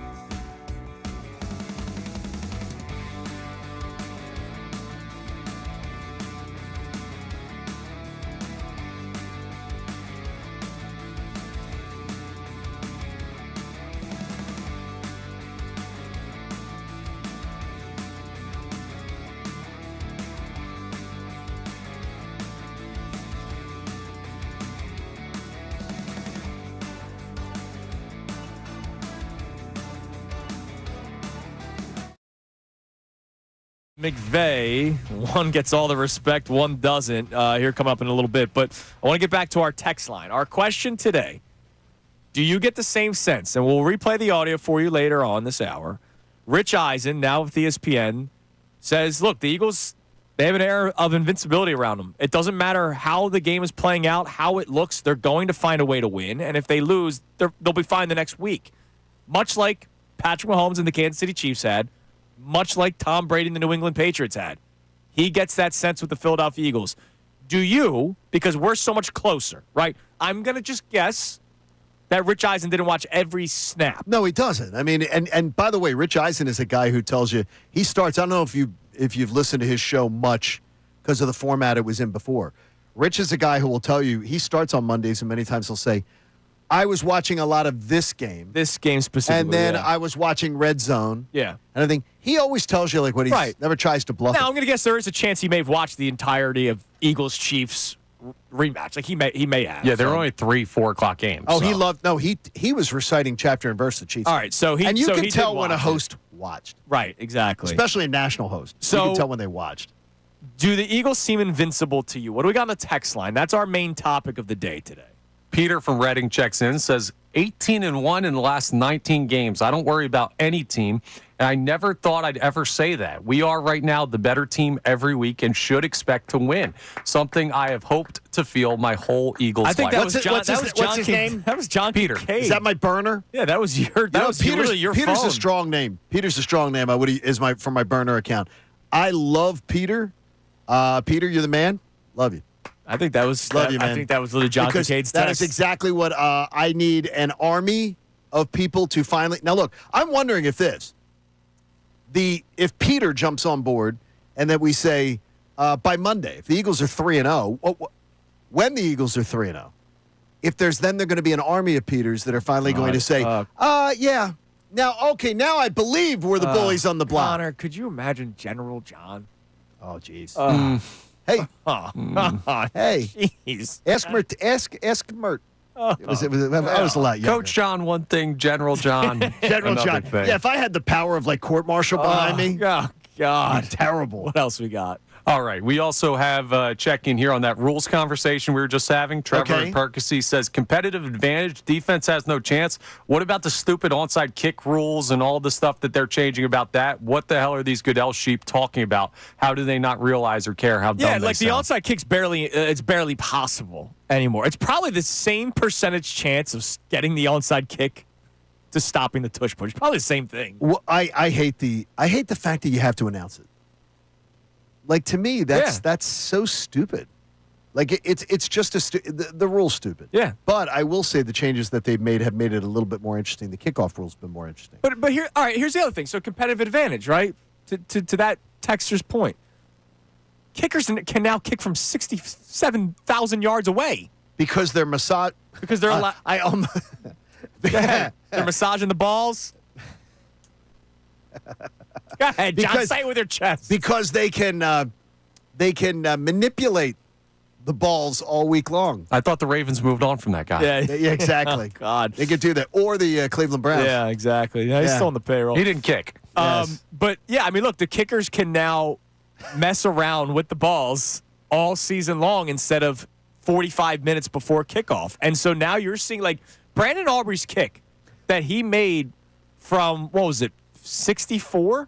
At the back of the net. Oh, easily. Like that's 70 yards. Like, Easily. And so Well, how much would Jake the Make be? his 58 yards, from? that was 60 His 50 plus. was 65. Yeah. Probably 64, 65. And so is that not a competitive advantage where teams so what's a 65-yard field goal? Like where are you lining you up? are lining up on the 50? minus 17. Okay.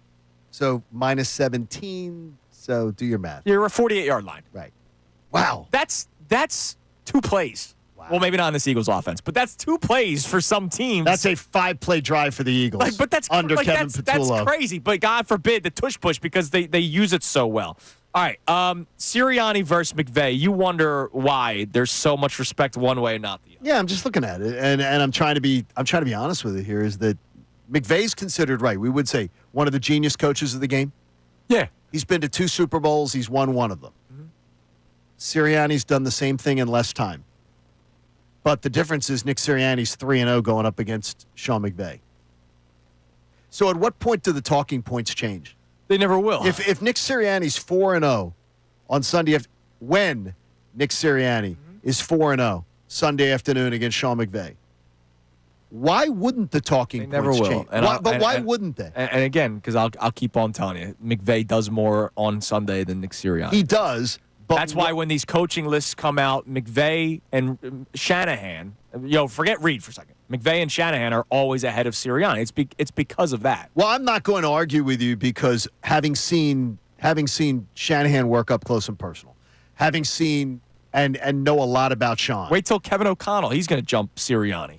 I don't know how that happened. Because people are going to say, oh, he does more on Sundays. That's why. By the way, they gave Kevin O'Connell, they gave him some bad press on Monday night.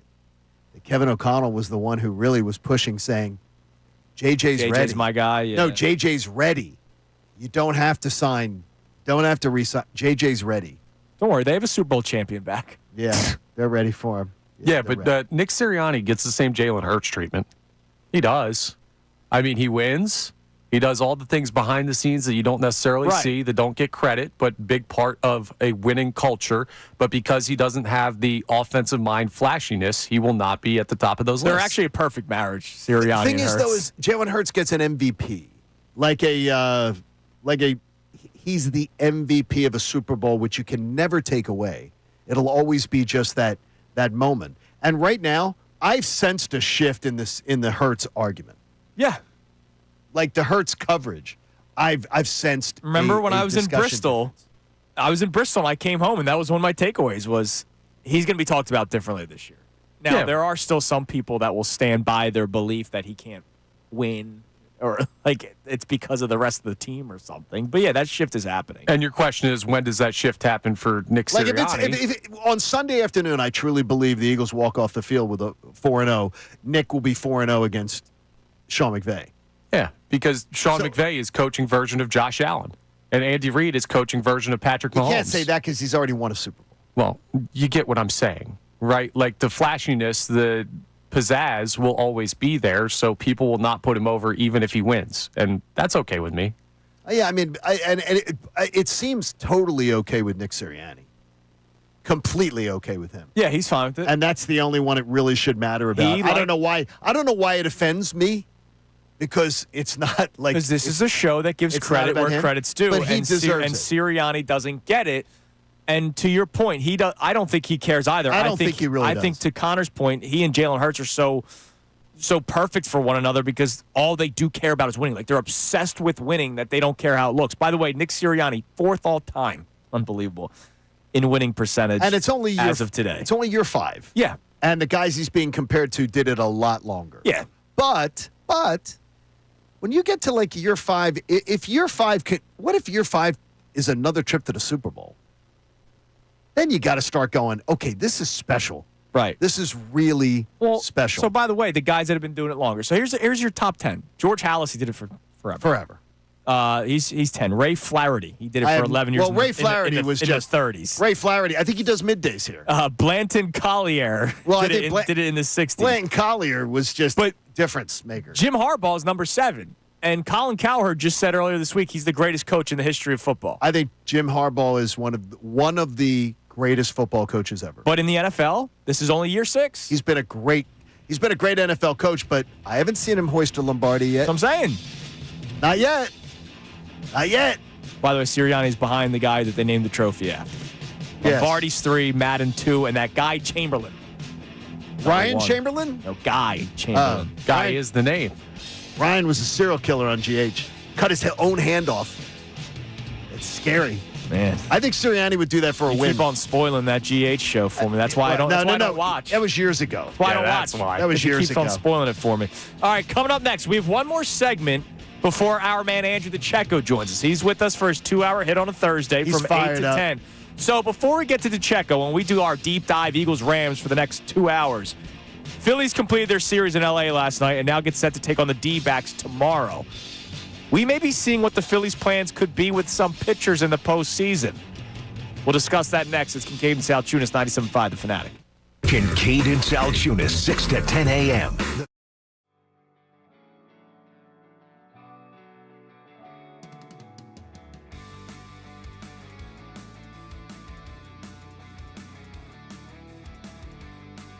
When you've seen the first 2 games, and I know you already have done a little pre-scouting, I know who you are, that you look at teams like the Rams and Tampa coming up. What would give you the most sort of early week alarm heading into the Rams game from what you've seen out of the Birds in the first 2 weeks? And what would make you feel really good going into the matchup? I think the lack of imagination and innovation with the passing game, especially when you're expecting to see some new wrinkles. And again, it's just been 2 games, But when you're going up against the Sean McVay offense that can put up points, and they do have a lot of razzle-dazzle and eye candy, the Eagles have to make sure that they're being a balanced team and they're keeping defenses honest, because eventually, yes, you are winning games, but that will catch up to you. How they're winning isn't necessarily sustainable. You could argue that as long as they protect the football, I guess it is sustainable, but they have to find ways to really advance and move that offense forward. Now, what am I encouraged with, John? I think the development of their younger players on defense, and I'm going to hone in on linebacker Jahad Campbell and safety Drew McCouba. Yeah. Andrew's going to need a moment here. Unleash Campbell is what I was asking for last week, my man.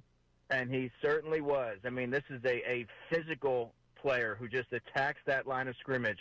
He's really comfortable and fluid in space. He looks like a player who's already has a full season under his belt. The way that he sort of grasps things and adjusted on the fly, I don't think should be understated. And then you have Drew McCouba, who it's very telling when Vic Fangio started him week 1, and despite him not playing a lot in the summer dealing with different injuries, it shows you the confidence and the vision that the Eagles had in him, and that's why they drafted him where they did. This is a playmaker. He's around the football. He's highly intelligent. He's versatile, and he can create different some different personnel groupings on defense because of his versatility. And you saw it manifest, taking the football away and off Travis Kelce, and really that was the play of the game. Those are two players that just 2 games into their career, I think you have to feel really good about where they are in terms of their development.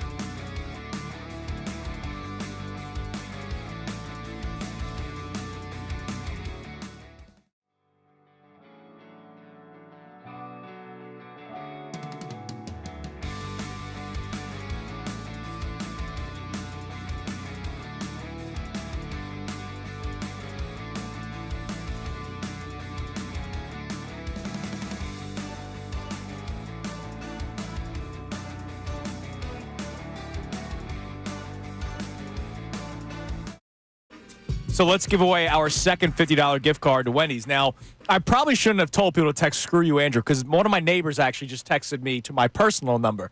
Screw you, Andrew. So probably not a good idea. So let's go screw you, Connor, to 610-632-0975. We did that already. Get some new material. And the third person to text "Screw you, Connor" to 610-632-0975 will win the second $50 gift card to Wendy's. By the way, part of the reason why I had the number 3 on my mind, next month, the Allen Iverson docu-series on Amazon Prime. Now, I have already watched, I think, everything that Allen Iverson has been documented in, so I don't think I'll learn anything new at this point, but I'm in. Every time. I don't care. Comes out in October on Amazon Prime. Are you in? Probably not. I've seen everything. Like, I don't need to watch it, but I will. I don't. I find Allen Iverson, the on-the-court figure, to be incredibly compelling. I find Allen Iverson, the off-the-court figure, to be incredibly unsympathetic. All right. So I really don't want to hear any of it. Well, I'll watch it for you. I'll report. Yeah, you can get it to me. Yeah, I'm I don't in. need to I hear can't it. wait. I'm loving it. It's next month. Like he's a on the court. On the court, it's great, but that sounds like it's going to be how many episodes? 3. What? Okay, that's 3. not bad. That's not Iverson, bad. 3. Okay, that's not bad. An hour. I probably will watch Yeah, it then. I can't wait. No, I probably will. I probably will watch it then. If it's only 3 hours, I probably will watch it. If they dragged it out to be much more, No, it's not. What the day is Last it? Dance. It premieres next month, right? It's in October. I forget the exact date. October 23rd, I think was the date. But Well, if it's an I know Iverson- I know it's next month. If it's an Iverson one, if it's supposed to premiere it on that date, it'll probably be the day after. It'll probably show up late. It'll be all right. Well, man. Look forward to it. All right. Phillies D-backs begins tomorrow. You and I were talking about this before the show. This is a huge series for the Diamondbacks. They're a game and a half out of the wild card. The Mets lose again last night. A big home run by Manny Machado, a grand slam, when the game was tied at 3. So the Mets lose, and now all of a sudden they're just a game and a half up of the D-backs. And again, there's a race right now. The Reds just 2 back despite their struggles. They won yesterday. Giants two just back, 2 right? back. They won yesterday. With 500 records. Yes. Isn't that sort of like PU? Yeah, it is. That we're gonna have like a 500 team in the playoffs this year. Yeah, it is. It is PU. But again, as Connor has pointed out numerous times, probably no 100 win teams. No, there's no 100 win teams. There's not going to be. I mean, the Brewers have 59 losses already. They're going to lose a few more because they're matching number 7 over the Phillies. So that's why there's going to be around a 500 team that could potentially make the playoffs as that final wild card seed. So the Phillies are going against the D-backs. Phillies are still want to solidify that 2 seed, which I think we all feel comfortable that they've already done that. There is still the chance of them getting to the 1 seed, but they're also trying to set things up for October. And the Phillies are doing something tomorrow night, not Saturday, but tomorrow night. Taijuan Walker getting the start, and Rob Thompson has already announced that it's going to be the piggyback with Walker Buehler. Oink, oink. The piggyback game. So it is I think it's not only are they doing it partially to set up, they can already set up now with Christopher Sanchez. Sure. To be able to bounce him around to make sure that he's ready for game 1 of the postseason. But also, too, I think it's a preview. I think that's what they're going to look for in the postseason. The game that they have to go to for a 4th starter, that's what they're looking at. This game. Yeah. If it looks good, they got to continue to see Buehler pitch well. And I think that they believe that all year long, what they've seen out of Taijuan Walker, 80% of the time he's walked off the mound this year. So hold on a second. Your thought is immediately Walker Buehler and not Nola Buehler. Walker Buehler. Yep. The 2 of them. Yep. So you're not saying Nola's a game 4 starter for you? Nope. You're saying that now. Nope. Yeah, because I think that they're unless Nola changes the which his narrative, last outing was spectacular. Until it wasn't. Until it wasn't. Then the wheels completely. Sorry, 2 outings ago. 2 outings ago was spectacular. Sorry. Last outing was he's had 2 glimpses this year. The Mets outing was when he was six right shutout innings. And the thing is the Royals was not. I'm going to tell you last time. I'm going to defend Aaron Nola on this one because I don't know what Rob Thompson was still waiting for. It's like the car crash. He wasn't seeing it happening. He didn't pull the plug fast enough. But Nola had lost it, and he let him go too far. It let it go too bad, and it ended up costing that game. Shouldn't have been 6 runs. But, hey, look, it's to me, I don't believe Nola will be a postseason starter. Wow. I do not. If Buehler and Taijuan Walker, if that looks pretty good, and then they get another shot at it the following week here at home, and it looks pretty good, I think they're going to feel comfortable with that. Plus, those guys then are relievers. Right. Now, I have a question because when they first brought in Walker Buehler, your immediate reaction was they're bringing him in as a starter. Yes. Are you surprised that it's Taijuan Walker and then Walker Buehler? Do you think maybe next week they flip it to see how? They could. Yeah, absolutely. They had the time. They had the time to test things. Yes, out. I do believe that. I think they'll flip around with that. Taijuan Walker's come out of the pen this year, so it's not like he has no idea how to do that. And Taijuan hated it, but I don't really care. Well, no, he hated hey, you're coming out of the bullpen for 2 weeks. Now you're going to be back in the rotation for 2 weeks because he went back and forth a lot this year. He pitched really well as a starter for this team. Sure. No one wants to say it because it's like there was a narrative on him. And the amount of money he's been paid and everything like that, I'm not here to litigate that. He was one of the top tier fifth starters in baseball. Yeah, I don't think it's no one wants to say it. I think there's a line for Taijuan Walker being impressive based on what we expected versus you're starting a postseason game for this team. And Taijuan Walker's been a much better pitcher this year, by far, not even close than Aaron Nola. But Right, I'm not saying he's not. That's what I'm saying. One is that, concern is he's hit a major wall, Walker. His last five starts, 5 innings, 3 earned runs against the Nationals, 5 innings, 4 earned runs, 10 hits against the Mets, 4 innings, 5 earned runs against the Brewers, who you could very well see in the postseason, 6 innings, 4 earned runs against the Marlins, 5 innings, 4 earned runs against the Royals, home runs in all those games except for the Mets game where he allows the 10 hits. He's hit a bit of a wall. Oh, recently. no, that's more than a bit of a. Yeah. That's the side. That's the side. So that's why, like, I don't know. Barricade Like, on 76. I don't but have. But do Aaron Nola next though. No, I get Aaron you. Nola. Aaron Nola's But been I don't a disaster. have you have that's your belief right now. Yeah, I Like, believe- I I- think it's a competition from now until October 1st. Thing is, you only get the competition's only going to be 2 starts. Like there's only 2 starts left for that competition to go on. But I can't wait to see Walker Buehler pitch again because I'm very interested. What, the piggyback or the guy? The piggyback. I'm anxious to see, but I do want to see Walker Buehler pitch again. And then I do believe you'll see it flipped. Yeah. I think you'll see it flipped. They'll pitch the piggyback game tomorrow night, and then it'll be you'll see him pitch against the Marlins next week. And I think that's one very, very interested for that one. Now I'm curious. Let's say Walker's dealing tomorrow.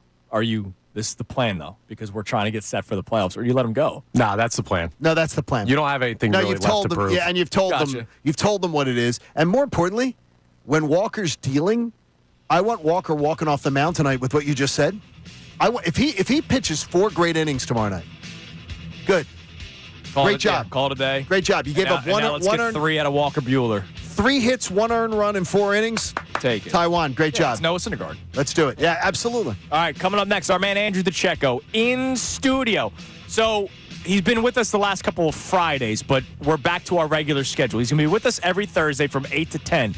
Remember, when Andrew is in, we're not doing today's headlines. So start sending in your questions now at 610-632-0975. Questions for DeCecco, and at 8:10 he will answer them. It's for this upcoming game. Questions specifically for Eagles, Rams, or if you have concerns from the previous 2 weeks, you can ask those as well. But questions for DeCecco for Eagles, Rams, start sending them in. We welcome him in coming up next, and I want to ask him a question that I asked him on Monday, John, or we asked him on Monday, about the offense. Was it more on Hurts, Patullo, or the Chiefs? He wanted to watch the tape first. We'll get that answer next. It's Kincade and Salciunas, 97.5 The Fanatic. Now on 97.5 The Fanatic Sports Update.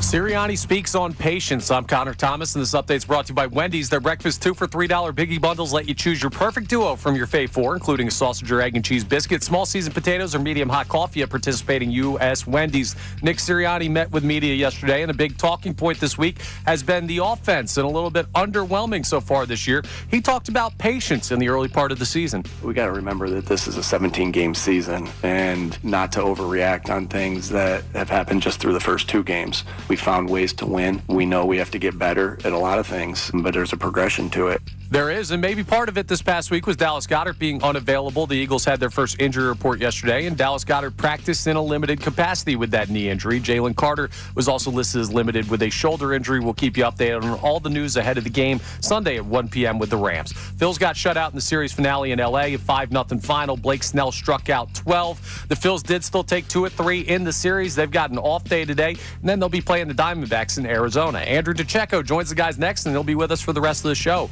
This update's also brought to you by King's Hawaiian Sliders. Eli Manning reminds you there's nothing like football and King's Hawaiian Sliders. King's Hawaiian Sliders make you a winner on game day. Pick them up this weekend in the bakery or deli section of your grocery store. I'm Connor Thomas on your home for the best birds coverage, 97.5 The Fanatic.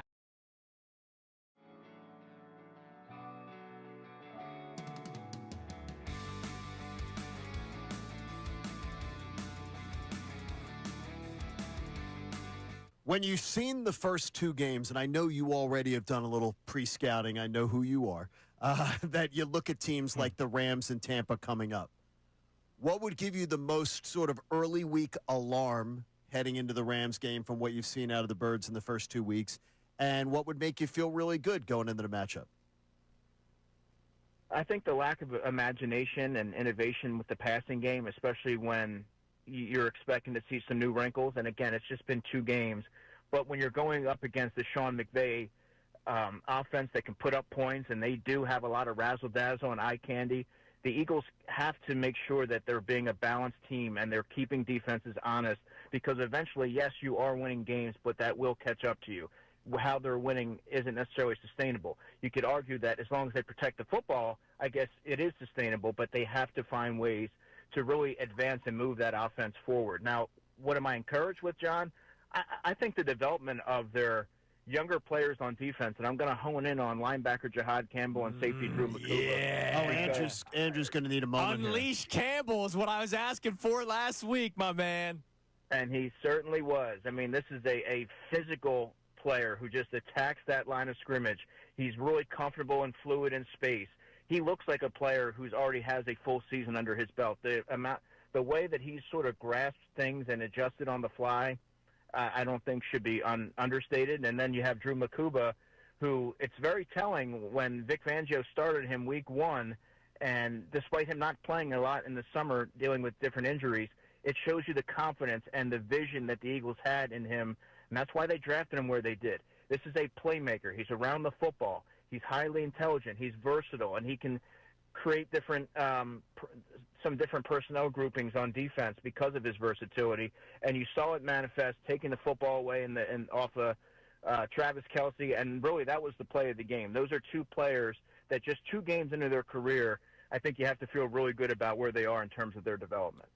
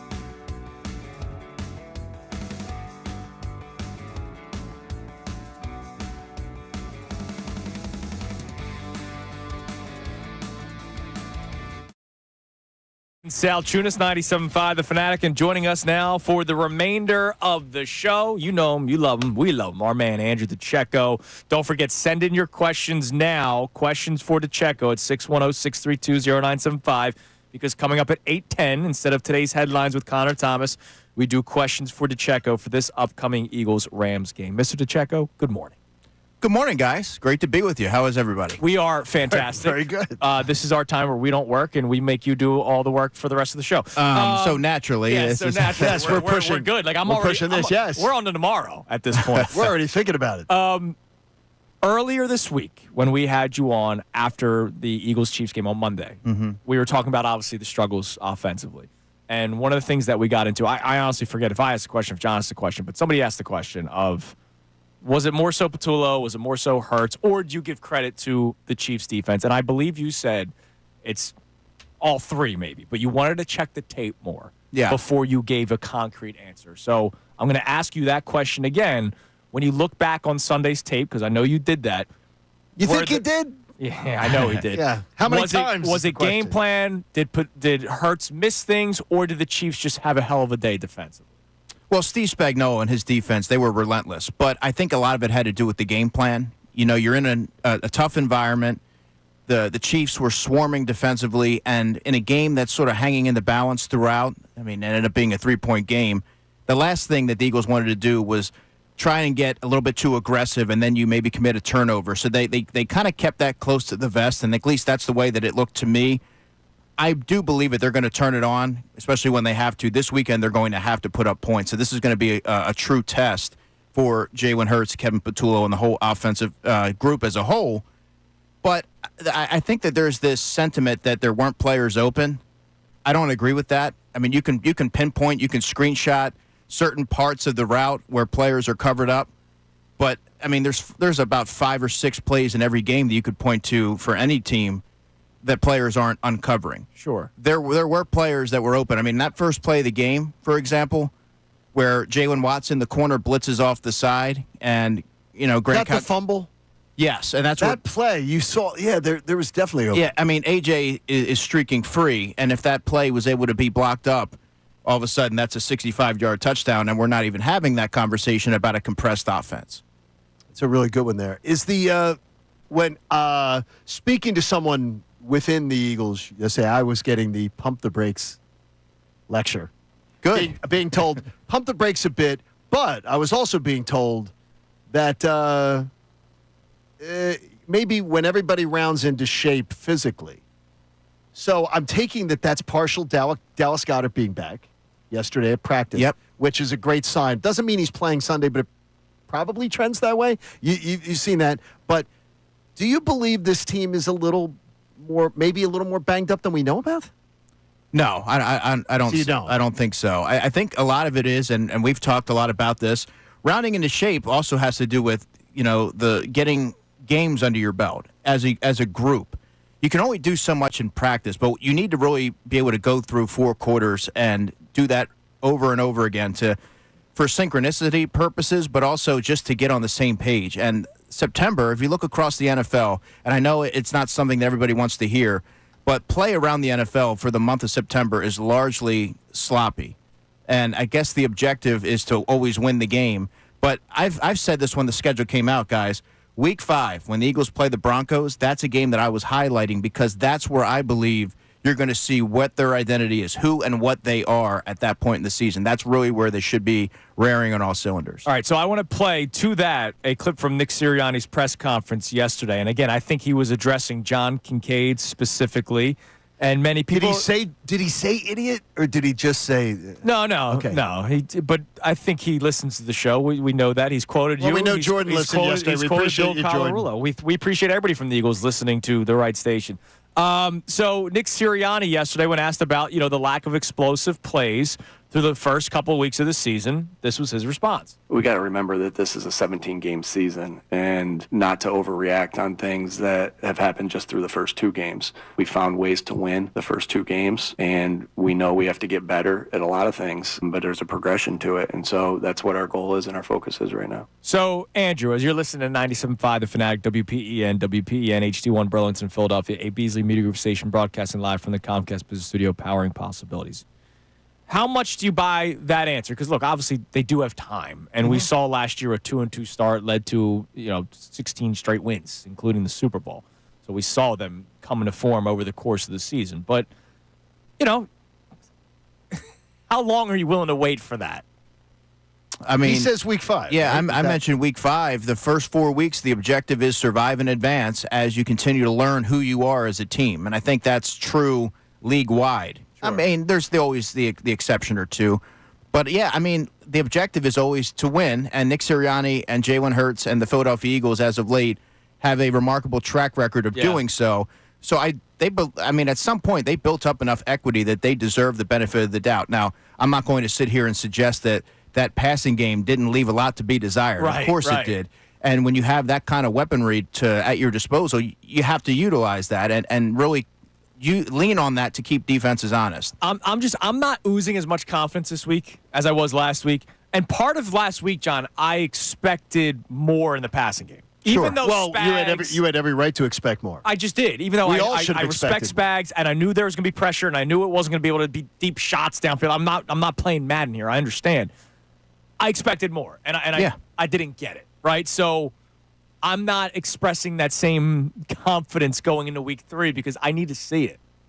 No, and you and I have talked about this with different circumstances surrounding the Eagles, like Jordan Davis. You hear someone's in the best shape. You need to see it before Right. you believe it.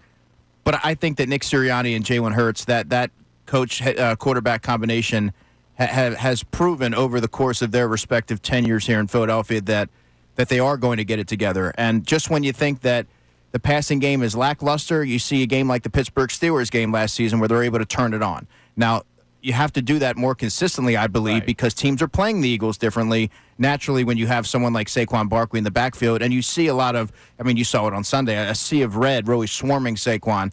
So they're going to have to be able to do a little bit more and get a little bit creative with the route concepts and open things up to fully unlock the potential of the offense. When I see the Rams, and I watched a lot of it live last week, I kept an eye on that game, and I was watching Dallas Giants, too, at the time. But I see a team that's still the top back each week against the Rams in the first 2 games has averaged 4.6 yards a touch. 66 yards a game for Kyron Williams, right? And to me, 4.6 yards a carry for 2 teams that have below average offensive lines with backs that aren't as good as Saquon Barkley. Mm-hmm. And Saquon averaged almost 9 yards a touch last year against the Rams. Nuts. I have every reason to believe this is a Saquon Barkley game where you've got to just say, show me that you can stop him. Yeah, and I'm right there with you. I do believe that's going to be their approach. Now, every year is different, and they have 2 games worth of tape to assess from last season to figure out a way where they can kind of try to tighten up some areas. But this is a game that I don't know that you can go into it solely leaning on your running game. You have to go in there opening things up because the Rams can put up points. Mm-hmm. They have they have 2 tight ends who are good. They have Puka Nacua. You have Devontae Adams, Who looked like Devontae Adams last week. and you have a quarterback like Matthew Stafford, who Vic Fangio, and I've said this, but Vic Fangio, take his word for it. He mentioned him one of the better quarterbacks to play the game, gets the ball out really quickly, and he's seen everything that you're going to throw at him. So he can pick you apart. Yeah. Look, I said it earlier. I gave Adoree Jackson his flowers on Monday, and I gave Adoree Jackson his flowers this morning because he deserves it for what he did last week against the Chiefs. But Adoree Jackson will not be going up against Tyquan Thornton this Sunday. Fair. That's a little bit of a concern for Sunday. That's a scary part. And look, he could say, "Hey, screw you, dude. I just had a bad week 1. I was good week 2. I'll be fine Sunday." But I got to say it. Yeah, we And have to learn more. And I'm sure that Vic Fangio is going to have a plan to be giving him some help. Of course, Make sure that they're going to know Yeah. there are going to be some blankets out there.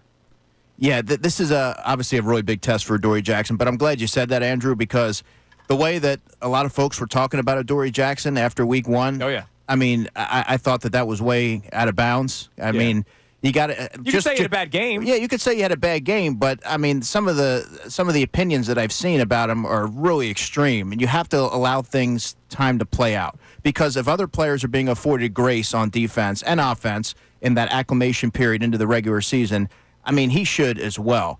Now, he has to be able to step up and answer the bell because this is a daunting task for him. But he was better against the Chiefs, and this is going to be a big measuring stick game for him because he's going to be targeted that was heavily. like a pop quiz. This is a little bit more like a midterm. Yeah, I mean, he's going to be this targeted one. heavily in this one, so he's going to have to be ready to answer the bell. Are you? Can I ask something about him though? Take Yeah. a look at this guy. Are you surprised that he was so confident last week and he's a little more hesitant this week? Because I am exactly the opposite this week. I feel very good about this matchup. Yeah, I was a little bit surprised about how confident you were. Bill was as well against the Chiefs. I mean, but you both are of the opinion that this is going to be a tougher opposition. I'm much more confident about this week.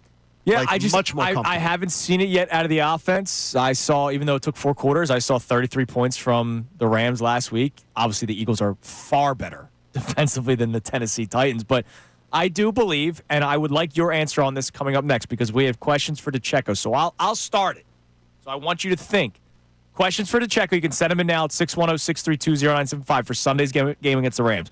One of the things we talked about earlier in the show, the Eagles coming off of the emotional win, beating the Chiefs. The Rams have had this game circled since May when the schedule came out. How much of that factor does that go into your analysis or your thinking about an upcoming game? We'll talk about that coming up next. It's Kincade Salciunas, our man Andrew DeCecco, in with us for the remainder of the show today here on 97.5 The Fanatic. Attention, Delaware Valley. 97.5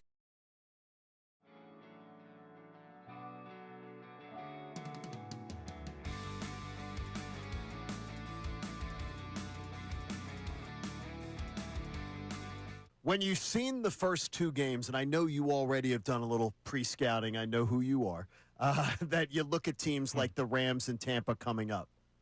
What would give you the most sort of early week alarm heading into the Rams game from what you've seen out of the Birds in the first 2 weeks? And what would make you feel really good going into the matchup? I think the lack of imagination and innovation with the passing game, especially when you're expecting to see some new wrinkles. And again, it's just been 2 games. But when you're going up against the Sean McVay offense that can put up points, and they do have a lot of razzle-dazzle and eye candy, the Eagles have to make sure that they're being a balanced team and they're keeping defenses honest, because eventually, yes, you are winning games, but that will catch up to you. How they're winning isn't necessarily sustainable. You could argue that as long as they protect the football, I guess it is sustainable, but they have to find ways to really advance and move that offense forward. Now, what am I encouraged with, John? I think the development of their younger players on defense, and I'm going to hone in on linebacker Jihad Campbell and safety Drew McCuba. Yeah. Andrew's going to need a moment. Unleash Campbell is what I was asking for last week, my man. And he certainly was. I mean, this is a physical player who just attacks that line of scrimmage. He's really comfortable and fluid in space. He looks like a player who's already has a full season under his belt. The way that he's sort of grasped things and adjusted on the fly, I don't think should be understated. And then you have Drew McCuba, who it's very telling when Vic Fangio started him week 1, and despite him not playing a lot in the summer dealing with different injuries, it shows you the confidence and the vision that the Eagles had in him, and that's why they drafted him where they did. This is a playmaker. He's around the football. He's highly intelligent. He's versatile, and he can create different some different personnel groupings on defense because of his versatility. And you saw it manifest, taking the football away and off of Travis Kelce, and really that was the play of the game. Those are 2 players that just 2 games into their career, I think you have to feel really good about where they are in terms of their development.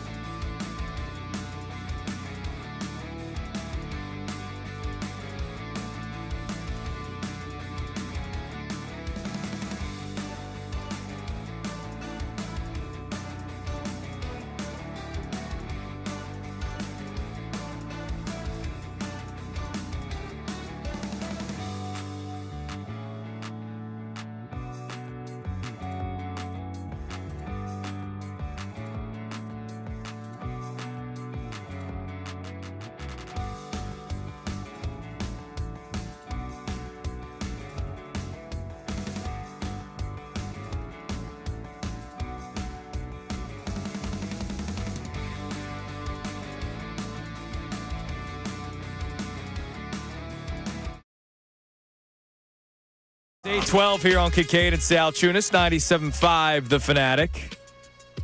Text the word football guide. Is that 2 words? Text football guide. That's 2 words, unless you're hashtagging it, yes. To 610-632-0975. And the 5th person to text football guide, the multiple words, to 610-632-0975 will win the 3rd of our 4 $50 gift cards at Wendy's. Wendy's is breakfast biscuits for just $1, including the Honey Buddy. Get yours today and start your day off right. Got to be Wendy's. Limited time only. Price and participation may vary. Limit 5 qualifying items per transaction. Not valid in a combo while supplies last. Our man Andrew DeCecco is with us for 2 hours today. And as we do every single week leading up into an Eagles game, we have questions for Mr. DeCecco. So some football music, please. And, of course, this replaces for the day today's headlines with Connor Thomas. So this segment is brought to us by who, Connor? Oh, it's totally okay. Lundy Law is getting their money's worth when Andrew DeCecco's here because you get some fun questions. And for over 70 years, Lundy Law has been fighting for injured people. If you need them, remember the name Lundy Law. Your injury lawyers. Visit LundyLaw.com. That's LundyLaw.com. All right, before we get to the first question on the text line, I just want you to answer the question I had going into the break. How much you value the circle game on a schedule? Obviously, I think as Eagles fans, we all think back to 2023. I still know Week 13 was the week the Eagles played the San Francisco 49ers because when that game came out, that game was scheduled or circled on the schedule. Does that play any sort of factor into your belief when it comes to analyzing and predicting games? No, because so much time has passed. I think you have to put yourself in the mind of the players, and once the ball is snapped, all that stuff is forgotten, and you just go out there and play. All right. I don't think too much into that. That's fine. That's fine. All right, what do we got, Connor? All right, so our first question for DeCecco here comes from Colin from Philly, and he says, how do you think the Eagles will try to match up with the Rams wide receivers? Will they let Quinyon Mitchell travel against their number one or keep him on one side? Yeah, I don't think you can travel with this team because they move around so much. So that was something that I looked at going into this and how they utilize Puka and Devontae Adams. And Tutu Atwell, by the way, is a really good vertical threat, undersized receiver who can beat you deep if you kind of sleep on them. But, yeah, I don't think they're going to be able to be afforded that luxury this week. All right, what else we got? All right, this texter asks, after watching how open some of the Chiefs receivers were, do you think the Eagles defense will be able to cover down the middle of the field against the Rams? Yeah, good question. I mean, the Chiefs receivers didn't get, they didn't really uncover as well as you might think. There was the collision course play, but that was... And then the one where Thornton won on the 49-yarder. Yeah. But I think they should be able to cover up the middle of the field. Zach Bond and Jihad Campbell have done a really good job of plastering that second level. And Drew Makuba, I think, the rookie who had the interception that led to the turn in the game that John talked about yesterday. Yes. I do believe that he's continuing to build off of each game and get better the more he plays. So he's playing with a lot of confidence right now as well. Take us back, your thoughts on the Thornton play. Just summarize it for people. I had a couple people asking here about how did you consider that bad coverage? I didn't. No. Quinyon, it looked like Quinyon had to get back over, and he still almost made the play. Correct. But it just goes to show you, and that's why I wasn't overly as confident in the Eagles being able to pull that one off, because you have to account for Patrick Mahomes and being able to make things happen. Sure. All right, what else we got? All right, we have a check-in here from John in Allentown who asks, we know there's a question about the route tree for receivers, but what are you seeing specifically with the concepts? Too basic, too long developing? What's your take on that? I love that question. Yeah, it's a great question. I think they're a little bit... Guy. Great question. I think right now they're a little bit more on the basic side, a little simplistic, but they were designed for Jalen to get the ball out of his hands based on the pressure that they were facing at the line of scrimmage. I think that's going to change moving forward. Now, the Rams do have a fast-flowing defense with a lot of younger players like Jared Verse, and they have Fisk and Byron Young. So that's something that to keep an eye on. Who was that, Connor? Did that person put it down? That was John in Allentown. John in Allentown. Notice he saves that text for Ask Football Guy Andrew DeCecco. I appreciate the question, John. Thanks. He didn't send it at 6 a.m. to us. It's amazing. We have an Andrew and a John on the show, but he Andrew saves that, DeCecco's Football Guy. That's Football Guy John on the text line. That's all right, amazing. We got time for one more. What we got? All right, so Joe checks in. Joe from Schwenksville, one of our winners of the Wendy's gift card. Wow, good job. What's up, 7 o'clock hour. And he has a question as well. He wants to know if you thought that the Eagles were being too careful in their game planning against the Chiefs to just try and cut down turnovers, and that could have led to the offensive unproduction. Yeah, Joe, it looked that way to me. And again, when you're in that kind of environment, it's Kevin Patullo's first game on the road calling plays. the Eagles were the better team, at that point you don't want to. You become a little bit more risk averse. So yeah, I think that had a lot to do with it. Okay, thank you very much for everybody texting in those questions for Mr. That's some DeCecco. really good questions too. Yeah, I appreciate all the questions. Well, Thank you. we have a great person to answer those questions. No, but the thing is like a couple of the questions I've thought about that game all week long, and I hadn't thought of those questions. So I'm impressed with our listeners. Good job. Good job. They're delving deep, man. No, but that's really good. I'm always impressed when I hear someone ask a question. I've talked about a game. We talked about a game for 5 days, and I'm going, wow, that's a question I haven't thought to ask. I mean, this is a smart listenership. They asked me a question in the preseason about Patrick Johnson. Love it. It's beneath the surface type of stuff, which Damn I right, appreciate. Man. This is what this show's all about. Hey, by the way, tomorrow we're gonna be on the road doing the show, Johnny. Yes, Delco, baby. Rally House on Baltimore Pike in Springfield. So if you want to come out and watch the show in person, obviously you can watch the show on YouTube every single day. Shout out to our YouTube audience. But if you want to see us in person, come on by Rally House on Baltimore Pike in Springfield. The store will be opening early. So we'll be on the air at 6. The store will be open at 7 for Eagles gear for the new season, Phillies playoff merchandise, and you can register on site for a chance to win Phillies tickets for September the 25th when they take on the Marlins. The seats are in right field section 104, row 2. So beautiful That is seats. great seats. You got to be there to enter, but you don't have to be present to win. So you can come in at 7, drop your name in, go buy some gear, and go to work, right? We understand that people work. I have a feeling we may have some drop-ins of some people that I know. Looking forward to that. I'm sure. One of my old teachers is threatening to drop in. If they bring my transcript, I'm going to be pissed. Maybe our old buddy Brendan Gunn will stop by. Who knows? I never know. Gunner could do that. Rally House is your go-to spot this football Welcome season. to Delco. The Delco quiz tomorrow for you and Connor and Haley, too. I'll probably fail it miserably. Yeah, Yes. me too. How much Jersey do you guy. know about Delco? Because everybody thinks they know Delco. I've never acted like I've thought it at all. It's in Pennsylvania. Yeah. I've never thought that I know If Delco you at haven't all. been there, you're in for a treat. Yeah, exactly. All right, coming up next. Especially Baltimore Pike. One of my favorite segments each week when we have Andrew DeCecco is finding out who he will be keeping a close eye on during the game. His matchups that he's going to watch. What are those matchups? Find out next. We'll check the text line as well. It's Kincade Salciunas, 97.5 The Fanatic. Now on 97.5 The Fanatic Sports Update. An Eagles injury update. I'm Connor Thomas, and the Birds put out their first injury report of the week after practice yesterday. And Dallas Goedert, Jalen Carter both listed as limited. Now for Goddard, that's good news. He missed week 2 with his knee injury against those Chiefs. Jalen Carter, he looked a little banged up in that Chiefs game, so it's good to see at least he's only limited. We'll keep you updated as the week continues. Part of the other thing we're going to have to keep an eye on this weekend is how the Eagles offense looks. And Nick Serriani met with media yesterday, and he talked about the patience needed as it's only week 3. We got to remember that this is a 17-game season and not to overreact on things that have happened just through the first 2 games. We found ways to win. We know we have to get better at a lot of things, but there's a progression to it.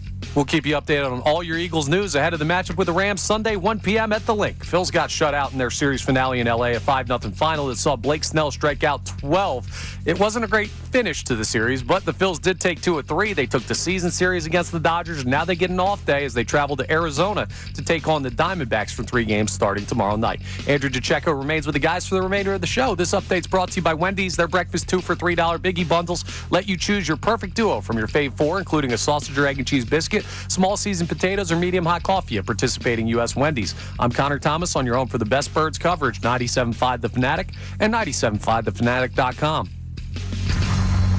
Every game day right before the Birds take the...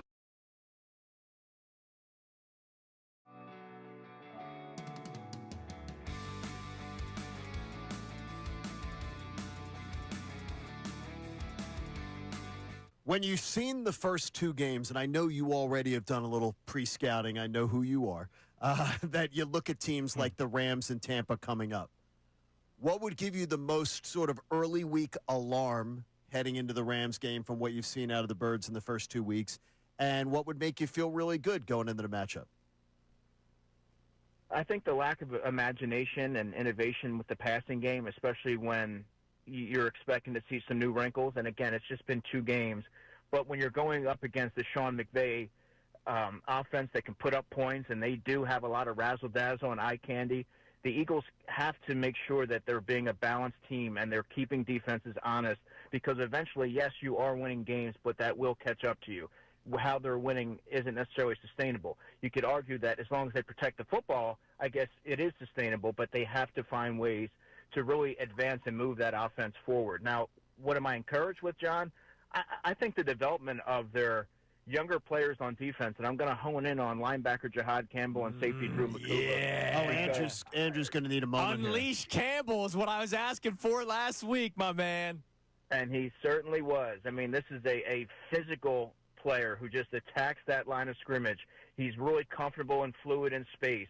He looks like a player who's already has a full season under his belt. The way that he's sort of grasped things and adjusted on the fly, I don't think should be understated. And then you have Drew McCuba, who it's very telling when Vic Fangio started him week 1, and despite him not playing a lot in the summer dealing with different injuries, it shows you the confidence and the vision that the Eagles had in him, and that's why they drafted him where they did. This is a playmaker. He's around the football. He's highly intelligent. He's versatile, and he can create different some different personnel groupings on defense because of his versatility.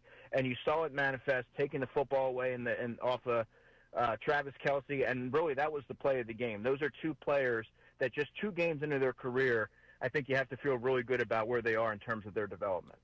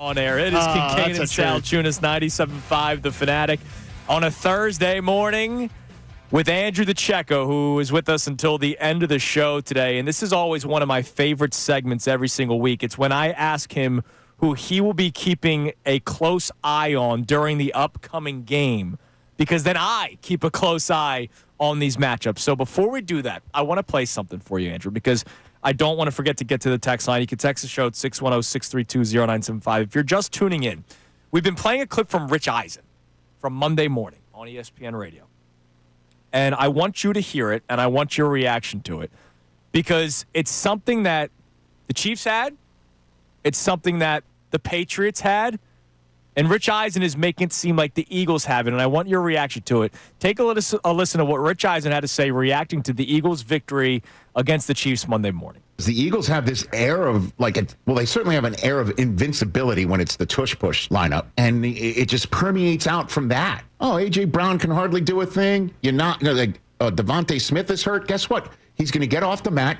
and he's going to break your back. He lands on his back and then breaks the other team's back. Saquon Barkley, hold him for less than 100, he'll still score a touchdown, and so will Jalen Hurts.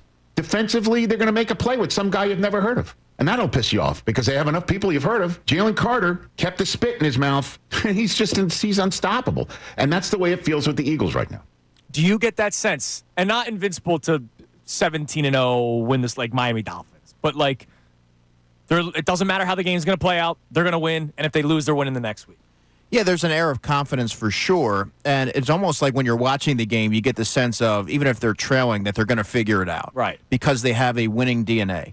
But I often equate it to the early Tom Brady Patriots, where it might not look pretty. He might be throwing the ball to, in his case, Troy Brown and David Givens and Deion Branch, but they made it happen. And in Jalen Hurts' case, in the passing game, they're not fully utilizing A.J. Brown, Devontae Smith, but they're moving the football, and they're finding ways. Like Saquon Barkley, they bottle him up. The proverbial dam eventually breaks. He gets the 13-yard touchdown, and you get the sense that the big run's coming. So, yeah, I do make that equation. All right, what do we got on the text line? Because that's been our main topic of the day today. It's 610-632-0975. Yeah, we have a lot of people checking in on that conversation. Matt from Destin, Florida says, the last two games I was not at all worried they were going to lose. To me, it seems like they're more focused on managing the clock, managing the game, managing turnovers than putting up points. Isn't that amazing? Like, that goes back to Packers playoff game last year. As ugly as the first half was, you remember what I tweeted out at halftime? I was like, this game's over. Like, I just had that confidence, and I love that we have a texter texting in, and it's the confidence you've been trying to push, John. Like, and they're the better team. They're gonna win this football game. They're the bullies on the block. And they know how to close things out. They know how to close out games. Right. And they are the chameleon team. They truly are a chameleon. They can win so many different ways. And I feel very confident. I feel very confident in this matchup because I think the one thing that we know the Eagles can do extremely well when they really put their minds to it, that running the football, pounding with the offensive line, just winning that matchup, I just believe they can do it again on Sunday. I love it. All right, your matchups that you are going to be keeping a close eye on this upcoming Sunday. The first one, and in case you guys didn't catch it earlier in the week, Akello Witherspoon, the Rams corner, their top corner, he's out. I saw you tweet it out. Right. So that means that A.J. Brown is likely going to see a lot of Emmanuel Forbes. So if you remember him from the Commanders, yeah. He's light and he's very lean. He did the "you're too small" celebration against them, right? Didn't he? I think well, he's not short. He's just very very linear. Right, but like you're too small. It's not just the height thing. But I remember him celebrating over top of him at one point. I mean, he pretty much bullied him. Yeah. They should have their way on the perimeter there because A.J. is too physical at the catch point, and that's a place where they should be able to exploit and A.J. to impose his will and get rolling. I'm also going to be looking at the Rams' defensive line. Byron Young has 3 sacks for them. Kobe Turner is an effective defensive tackle. That's where you look at what the Chiefs did and how much success they had attacking and how the offensive line, I thought they responded pretty well. But with the Rams' defense, they have a lot of younger players who get after it, and they're really aggressive in that sense. So that will be something that I'm keeping an eye on. And then, of course, how the Eagles' secondary matches up with the Rams' passing game. This is going to be a big game for Cooper DeJean. I think Cooper DeJean hasn't been talked about a lot this season thus far, but he made some really good open field tackles. He's good in space, and the Rams are a team that kind of can put you in some kind of unique stresses in the middle of the field. That's where Cooper DeJean, I think, is really going to thrive. And then Drew Makuba, we talked about him. I think he's going to keep building off of the confidence. Each week he seems to be getting more and more comfortable the more he plays. We talked about Jordan Davis after the game that Jalen Carter was taken out of by his own spitgate before he ever had a snap. When you saw the tape on Jordan Davis, what did you think of the Chiefs game? I thought Jordan Davis did a tremendous job. I really did. And sometimes what he's able to do doesn't necessarily it's not reflected in the box score, but physical and making plays against the run, clogging up running lanes and allowing teammates to clean up. He also had a would-be sack that was taken off the board. He's been around the football a lot, and this is no mirage. He's been around the football more early in the season than we've ever seen. And early in the season is something that we shouldn't even look past because that's usually when players are starting to round into shape. He came into it being a one-man wrecking crew there. It seems like it's just a boring talking point that people are dug in on that Jordan Davis isn't doing enough. Yeah, it's lazy. Jordan Davis is, to me, just naked eye, Jordan Davis is doing a lot that I'm seeing. I'm much more pleased with Jordan Davis year 3 and year 4 than I was year 1 and year 2. It's not even close. There were 2 numbers that I kept writing down as I was taking my notes throughout the game, 90 and 3.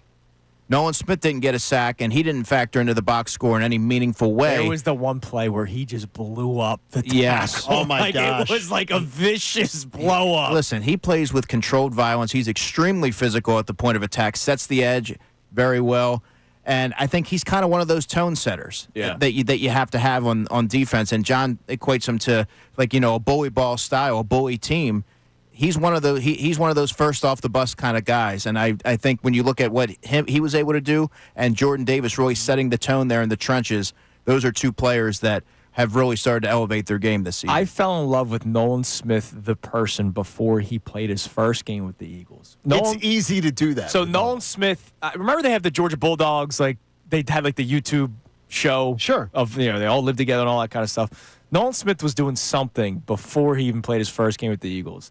It was not long after he got drafted, and he was being interviewed. He's just like, dude, I can't wait to get out there and hit somebody. And I'm just like, well, yes. And he does this. I need this. Being a 240, 245-pound edge rusher. Right. I think it's something that's just inherent, and it's notable that every time Nick Serriani mentions Nolan Smith, or many times, he refers back to his physicality and his toughness, and that really – I guess it embodies what the Eagles are all about, especially on that side of the ball. Now, John, I saw a great comment on our YouTube chat.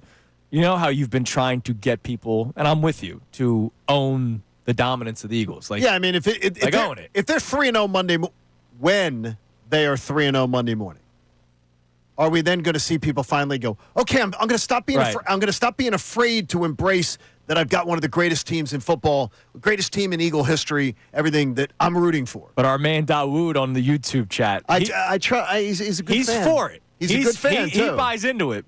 But I love his comment. He said, I'm not so sure if I'm too comfortable yet with the national guys talking about us all the time. What? Like Rich Eisen. Why not? The thing is, though, the Eagles have been center of attention for the last couple of years. Yeah, but they haven't been. I think that Rich Eisen is saying, to me, that was really smart commentary, smart, intelligent conversation. You have to listen to. It was. Yeah, but he's not used to it. Yeah. And the thing is, nobody really is around. See here. that whole. I get what Dawood was saying. It drives me nuts, though. I know. Again. And I guarantee you, exactly. What does it matter? I've waited my whole life to have this team, and I'm He's just not used to it. And oh my gosh, people, please. But when you're a good team like the Eagles, and you can win in a multitude of ways, and you have someone like Jalen Hurts leading the offense, and Nick Sirianni who wins at a remarkable clip. Just look at his stats. Yeah. I mean, you're going to get that kind of attention. It's going to happen. It doesn't have any bearing on what they do on the field. Right. Yes. Right. The accolades are always going to be there the more you win. We're just used to no one likes us. We don't care. And the thing is, get over that. Get over this underdog crap. Really quick, it's not happening next week, though, because the Bucs have the Jets at home. So they're going to be 3-0. We're going there. People will be nervous. Connor, I'm already telling you, next week, as long as when they put win 3 in the column, then the mission accomplished on what I wanted as my minimal expectation. Right. But I'm telling you, if I get on that plane out of Tampa, it's got to be different. Coming up next, imagine saying all he does is win. No matter what? As someone of a negative. Oh, my gosh. It's Kincade Salciunas, 97.5 The Fanatic. Now, a Birds Insider update on 97.5 The Fanatic and 97.5thefanatic.com. I'm Connor Thomas, and the Eagles are continuing to prepare for an NFC divisional round rematch with the Los Angeles Rams. 1 p.m. Sunday at Lincoln Financial Field for Week 3. 2-2-0 teams, and we know that the Rams are a quality team coming in here, so it's good that the Eagles got good news on their first injury report of the week. Dallas Goedert returned to practice in a limited capacity, which is good news considering he missed Week 2 with a knee injury.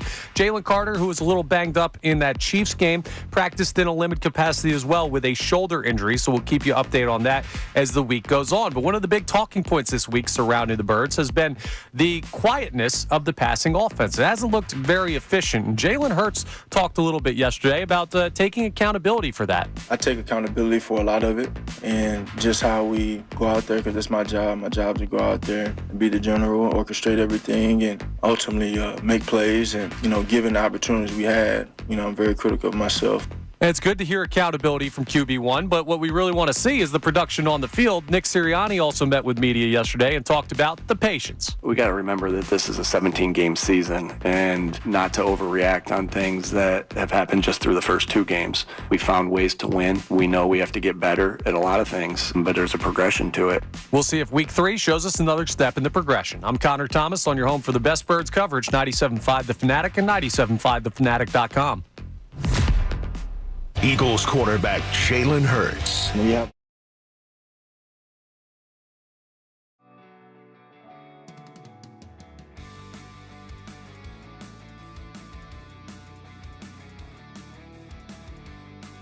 When you've seen the first 2 games, and I know you already have done a little pre-scouting, I know who you are, that you look at teams like the Rams and Tampa coming up. What would give you the most sort of early week alarm heading into the Rams game from what you've seen out of the Birds in the first 2 weeks? And what would make you feel really good going into the matchup? I think the lack of imagination and innovation with the passing game, especially when you're expecting to see some new wrinkles. And, again, it's just been 2 games. But when you're going up against the Sean McVay offense that can put up points, and they do have a lot of razzle-dazzle and eye candy, the Eagles have to make sure that they're being a balanced team and they're keeping defenses honest, because eventually, yes, you are winning games, but that will catch up to you. How they're winning isn't necessarily sustainable. You could argue that as long as they protect the football, I guess it is sustainable, but they have to find ways to really advance and move that offense forward. Now, what am I encouraged with, John? I think the development of their younger players on defense, and I'm going to hone in on linebacker Jahad Campbell and safety Drew McCouba. Yeah. Oh, Andrew's going to need a moment. Unleash Campbell is what I was asking for last week, my man. And he certainly was. I mean, this is a physical player who just attacks that line of scrimmage. He's really comfortable and fluid in space. He looks like a player who's already has a full season under his belt. The way that he's sort of grasped things and adjusted on the fly, I don't think should be understated. And then you have Drew McCouba, who it's very telling when Vic Fangio started him week 1, and despite him not playing a lot in the summer dealing with different injuries, it shows you the confidence and the vision that the Eagles had in him, and that's why they drafted him where they did. This is a playmaker. He's around the football. He's highly intelligent. He's versatile, and he can create different some different personnel groupings on defense because of his versatility. And you saw it manifest, taking the football away off of Travis Kelce, and really that was the play of the game. Those are 2 players that just 2 games into their career, I think you have to feel really good about where they are in terms of their development.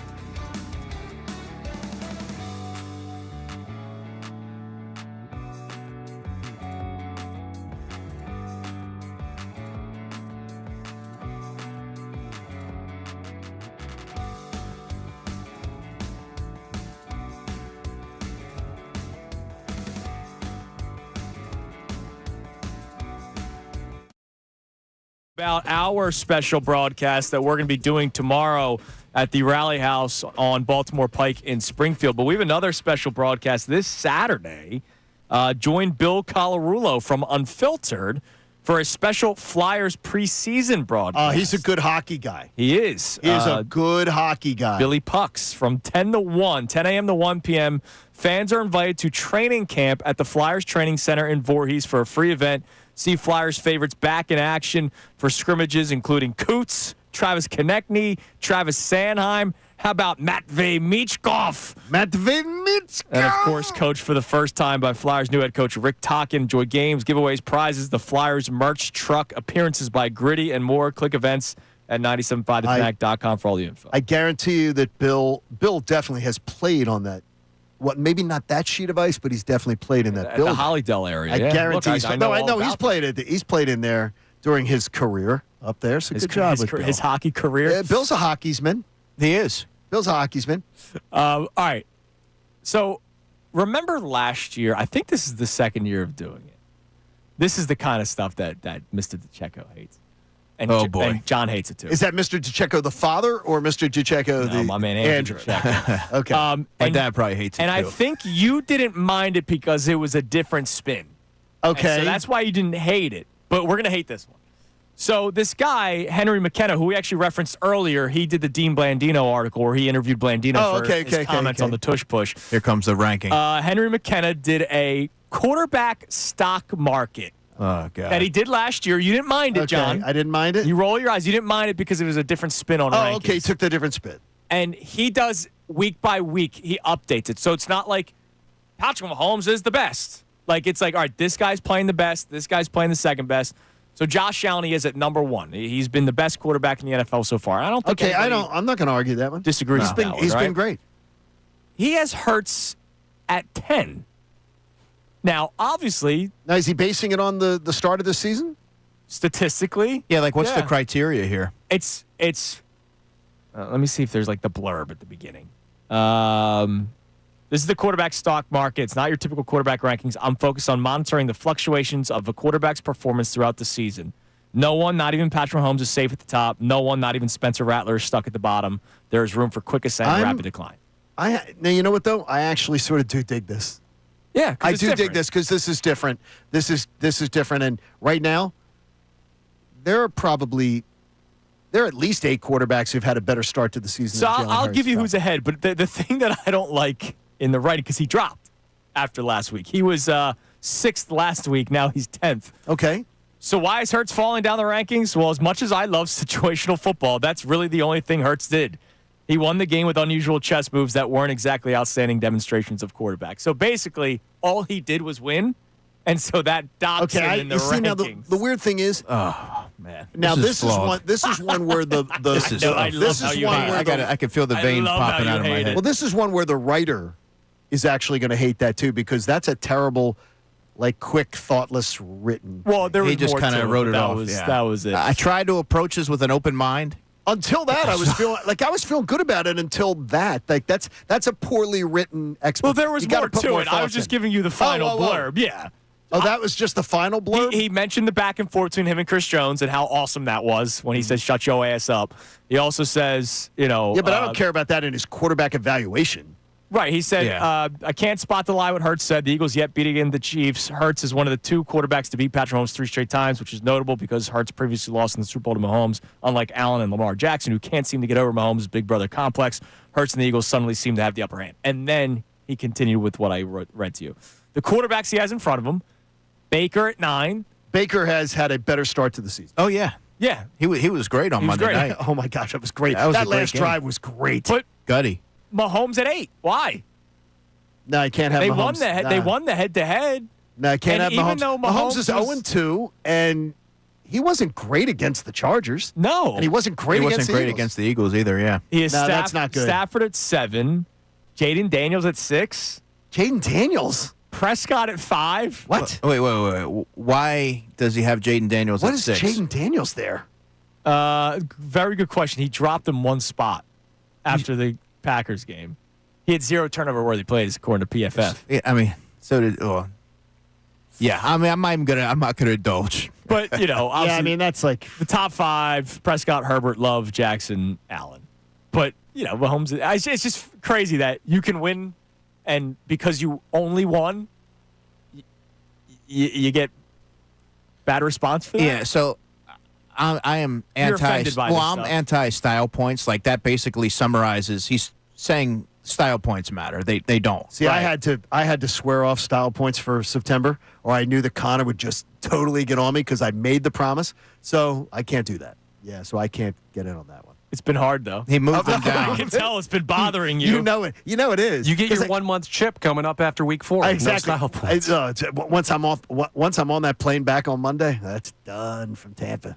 John hits the reset button. Style, baby. All right, But, but 4-0 could be in my back pocket. What do we got on the text line, Connor? Speaking of John needing style, we had that conversation earlier about how the offense was looking, and Reese in Nebraska checked in on John wanting What's the up, offense Reese? to look better. He says John puts the word fanatic into 97.5 the Fanatic. The Eagles are 2-0. Chill. What? Because you were saying that this was the no excuses week, and Well, I it believe needs to it's look no better this excuses week. week. I do think that. What do you make of that? No excuses week for John Kincade. For Kevin Petullo. For Kevin Petullo in the offense. This is no excuses week. I watched a young quarterback in his second start in the NFL. His second start have 5 drives, 10 plays or more, all put points on the board against the Rams. And I know, and suck clock against the Rams, keep their offense off the field. In Cam Ward, with a terrible offensive line, and not the running game the Eagles have, I need to see the Eagles do the same thing, choke the life out of the Rams. I mean, you also saw Russell Wilson throw for 450 and 3 touchdowns. They lost the game. So, that was the same secondary that the Eagles weren't able to really push the ball down the field and have a lot of success against, aside from the Jahan Dotson play. The point is that there's a lot of nuance to this conversation. Like, it's not as simple as there's no excuses. They have to do it this way. You want to see certain elements to what they do offensively. You want to see that evolve, sure. But I don't know that there's no excuses. I mean, you don't know how the Rams are going to play them. You don't know what the situation is going to be or what they're going to dictate. So I think you have to look at every game as its own entity. I'm just really, really, really glad you emphasized clock. Coming up next, I love the clock. I had a question that we discussed on the show earlier this week that I want to get Andrew DeCecco's thoughts on. Jalen Hurts just cares about winning. Does everyone feel that way? And I'll explain more coming up next, and I'll get Andrew's thoughts on this as well. It's Kincade Salciunas, 97.5 The Fanatic.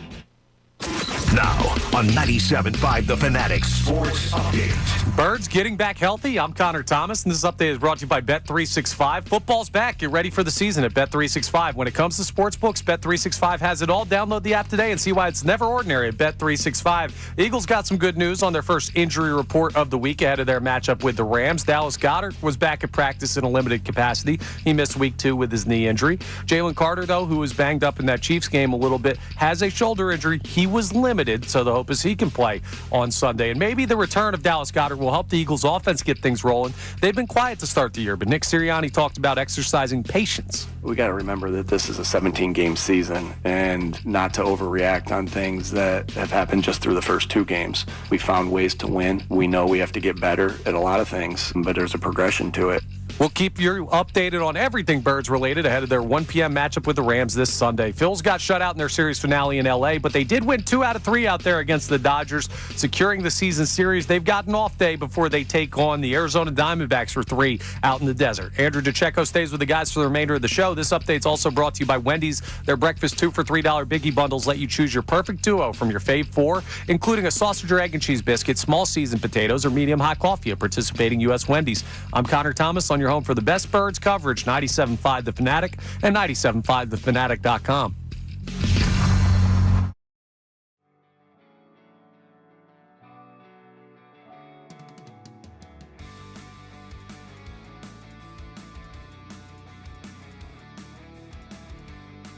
When you've seen the first 2 games, and I know you already have done a little pre-scouting, I know who you are, that you look at teams like the Rams and Tampa coming up.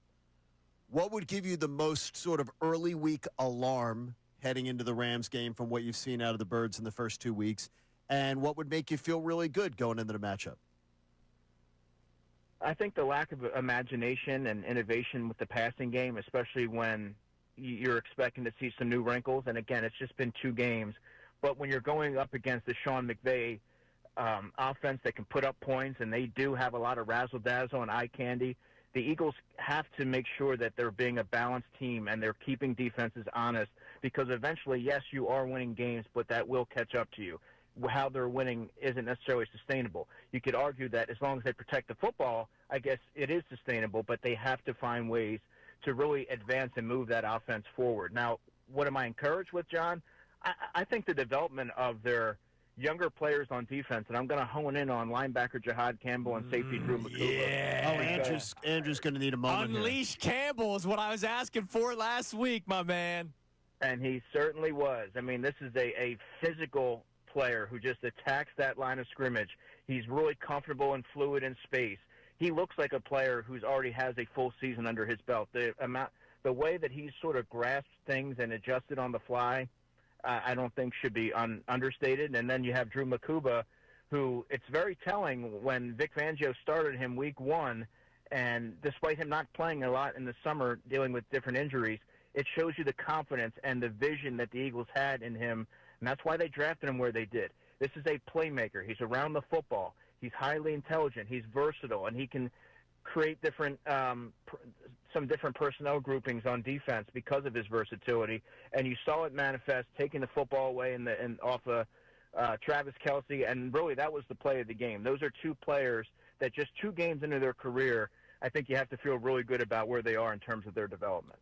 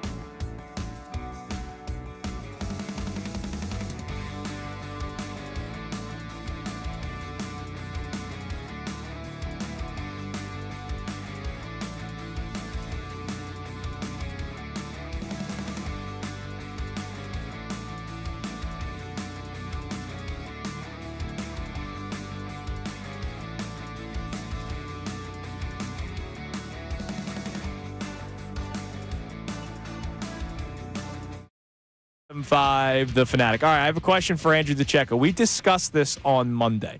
Can you grab the A.J. Brown audio? Because I should have probably told you to do that during the commercial break. That's my bad. We're talking movies in here, man. It's great discussion during the commercial break. The Long Walk. Go see it. Johnny's going to see it tremendous. tomorrow. Me and my daughter go in the movies. So A.J. Brown earlier in the week, Sunday, after the Eagles won the football game against the Chiefs, obviously people talked to him at the locker and asked him a bunch of questions. And I want you to hear his answer on, again, the lack of explosive plays. We know the storyline from last year. I'm not saying that there is something here, but I have a question to follow up. Here is A.J. Brown on Sunday. I think the goal is to win the game. So, no matter what that looks like, and I think the reason why people may talk about it because they want to know if it's substantial, and can you sustain that throughout the season. So, I think that's fair. I think that's a fair thing to talk about. But, our job is to continue to try to find a way to win. So. Now, he says it's a fair question to ask, which I think that's what we do every single day. Can they keep on winning this way? When he says all we care about is winning, which is what Jalen, literally, he breathes that. He's talking smack to Chris Jones on the field. That's Jalen Hurts' personality, his persona. I just want to win. I'm not asking about stats. What I'm asking is, does everyone feel that way, you think, Andrew? Because in 2023, all they did was win the first 11 weeks of the season. But it wasn't pretty. And then eventually, once the Niners kind of snatched their soul, they stopped winning. And it was never pretty those first 11 weeks, except for maybe the Dolphins game and the Bills game.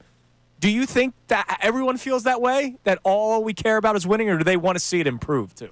Well, in my opinion, after 2 games, yeah, I think that all they care about is winning. Now, if this is something that persists and maybe leads to a loss or two along the way in a winnable, against a winnable opposition, then we have a different conversation.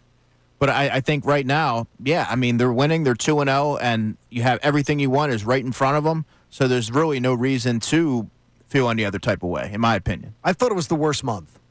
Going into the season, September was going to be the worst month, the biggest challenge. Yeah. And to me, schedule. So to me, you come out of this Super Bowl. Yeah, you come out of this 3-1 is what my expectation was. Go out 3-1, 4-0. If you get 4-0, you're just saying, are you kidding me? Because October, I look at October as a potential 4-0 month. And then this team is just cruising. So, I think that's why the no style points thing. And you're right. I'm gritting my teeth. You are. But I'm holding. But I'm proud of you. I'm holding to. Yeah, but I believe me, I'm not doing it. I'm doing it I'm doing it mainly because the fact is I know Connor will jump me. You know it. And so that's the reason I'm doing it. We keep our promises here. Yeah. Yes, I kept my promise about the Phillies. You did. All right. You did. Well, it's easy when they win every game. Yeah, that's a very good play. Hey, Mr. Met. You know what? They lost yesterday. They suck. The Phillies, they stink. Season's over. The season is over. A 12.5 game lead. It's unbelievable, man. I've resisted going back on the tweets from that Mets series in August. All the people that tweeted me and were like, "Hey, you still feel there's no chance the Mets will go take the division?" No. That happened in August. That's a month ago. We're in football season now, Johnny. You're listening to 97.5 The Fanatic, WPEN HD1 Burlington, Philadelphia, a Beasley Media station broadcasting live from the Comcast Business Studio, powering possibilities. Phillies lose to the Dodgers yesterday 5-0, but they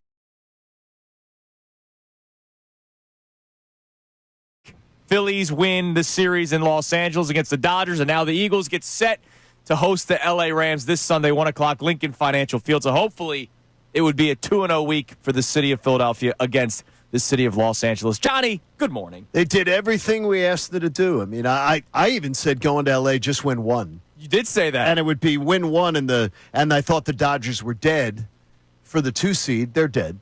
They're done for the 2 seed, no matter what happens. Magic number's 4 with the Dodgers, but it's done. So I feel good. Feel really good about it. I just didn't believe the thing was going to happen with the Brewers. Yeah, Brewers won last night 9-2 over the Angels. You're not catching the Brewers. I do not believe. I'm still not completely writing it off. It's just a loss yesterday and a Brewers win. You would need an epic collapse, and you would not be able to stumble much. Sure. The magic number for the Brewers this morning, just to give you the number, is 7. 7. Okay, 7. All right. So look, something to keep an eye on over the Phillies. Yeah, for the number 1 seed. But the Phillies lose last night 5-0 in Los Angeles. If you did not stay up for it, I stayed 4 innings. Hope you. And I said to Christina, she goes, not staying up. I said, nope. I went. You didn't miss much. I went night before first pitch. I'm not going to lie to you guys. I said, nope. I was not doing it again. I can't do 3 nights. I saw what I needed to see in the first 2 games. The at-bats got no better as the night went on. Yeah, that's always good. Yeah, that's good. Yeah, I was. I'm refreshed. Delayed hangover? I'm refreshed this morning. Maybe. Look, the old depth charge. Once you're 30 years old, it takes 2 days sometimes. They're not lifting like when they were playing for Coach Carter. Exactly. All right. So LA week continues, and the Eagles are getting set to take on the Los Angeles Rams in Revenge Game 2.0, which we'll talk about. later on in the show because obviously they beat the Chiefs in Kansas City. Now it's the divisional round rematch with the Los Angeles Rams. All in the first 3 weeks of the season, you have a divisional matchup with the Cowboys, the Super Bowl rematch, and the NLDS, the NFC divisional round series. Sure. I keep on saying series. I got baseball mind. The snow game. The snow game with the Rams. And so the Eagles are looking to beat the Rams yet again, beat another revenge game, and just keep on moving forward and stay undefeated on an undefeated Thursday morning. Now, Johnny, question for us all to discuss today. I want to play a clip from Rich Eisen that we played earlier in the week toward the end of the show, and we were going to save it for another day. But I just wanted to play it so that people could hear it and celebrate it, because I think this is a clip that you celebrate. This is not a national media member talking about the tush push. This is not a national media member talking about the predictability of the offense. Not that Dan Orlovsky was wrong to say it. No, he was not wrong. We've seen it. We have complained about it. But Rich Eisen on his show, now a member of ESPN, returning to ESPN, talked about the Eagles after their win against the Chiefs. Despite all the tush-push nonsense, that's not what he was focusing on. What he was focusing on has been the dominance of the Philadelphia Eagles that started last year, winning all the games that they won, and have now since continued that winning streak into this season, starting off 2-0.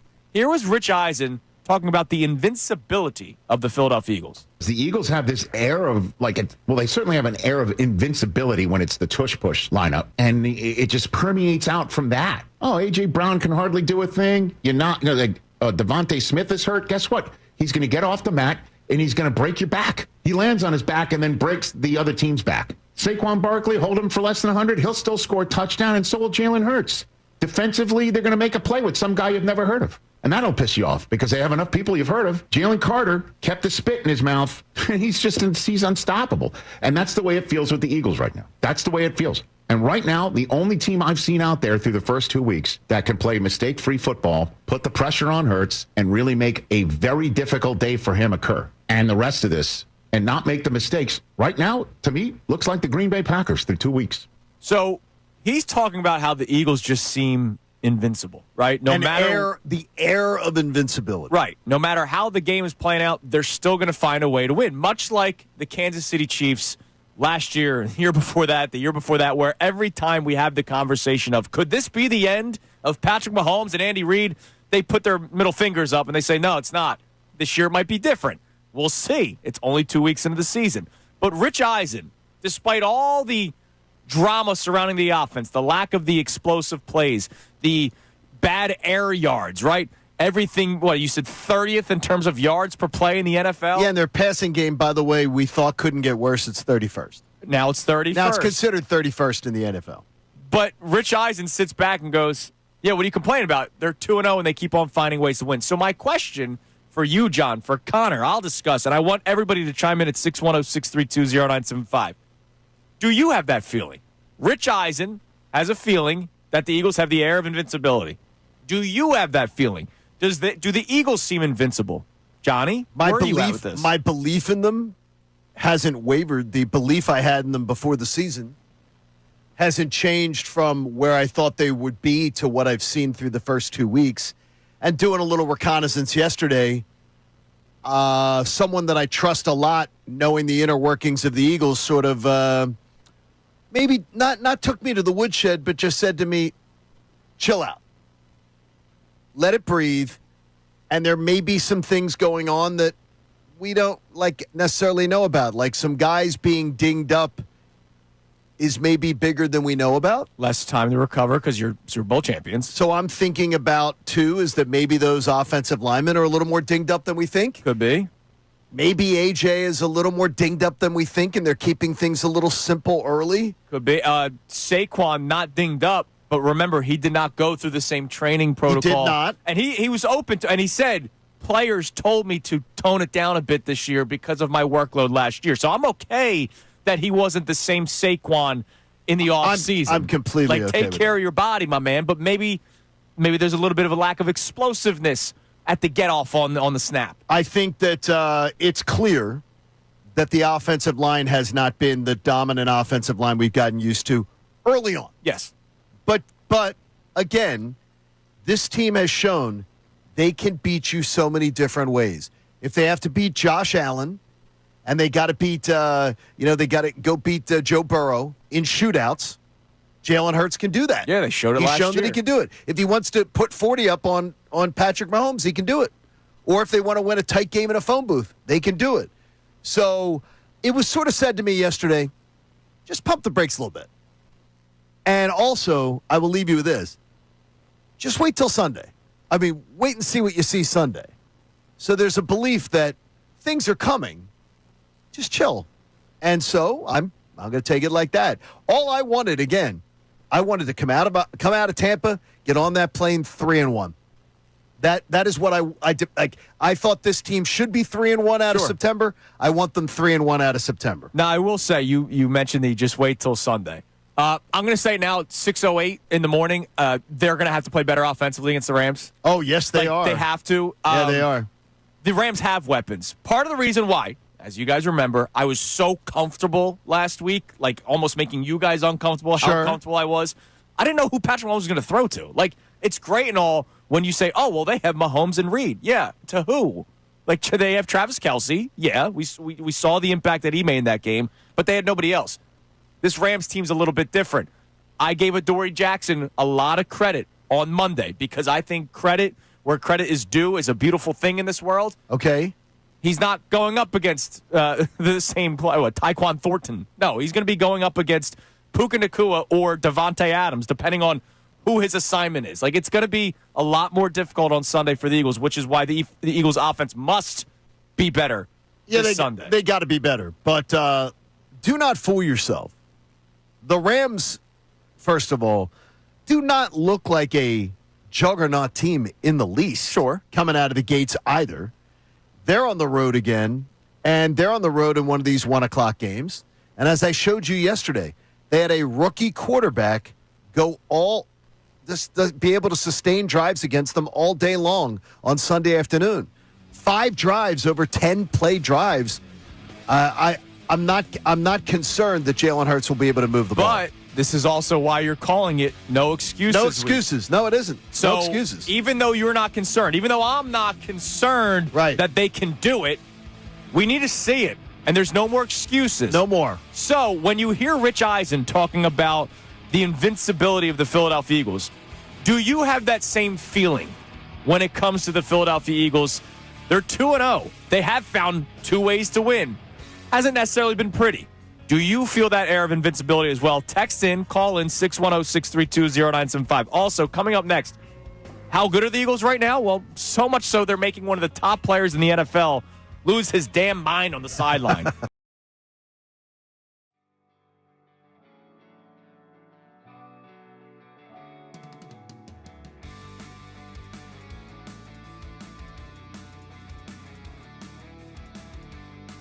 When you've seen the first 2 games, and I know you already have done a little pre-scouting, I know who you are, that you look at teams like the Rams and Tampa coming up. What would give you the most sort of early week alarm heading into the Rams game from what you've seen out of the Birds in the first 2 weeks? And what would make you feel really good going into the matchup? I think the lack of imagination and innovation with the passing game, especially when you're expecting to see some new wrinkles. And again, it's just been 2 games. But when you're going up against the Sean McVay offense that can put up points, and they do have a lot of razzle-dazzle and eye candy, the Eagles have to make sure that they're being a balanced team and they're keeping defenses honest, because eventually, yes, you are winning games, but that will catch up to you. How they're winning isn't necessarily sustainable. You could argue that as long as they protect the football, I guess it is sustainable, but they have to find ways to really advance and move that offense forward. Now, what am I encouraged with, John? I think the development of their younger players on defense, and I'm going to hone in on linebacker Jihad Campbell and safety Drew McCouba. Yeah. Oh, Andrew's going to need him.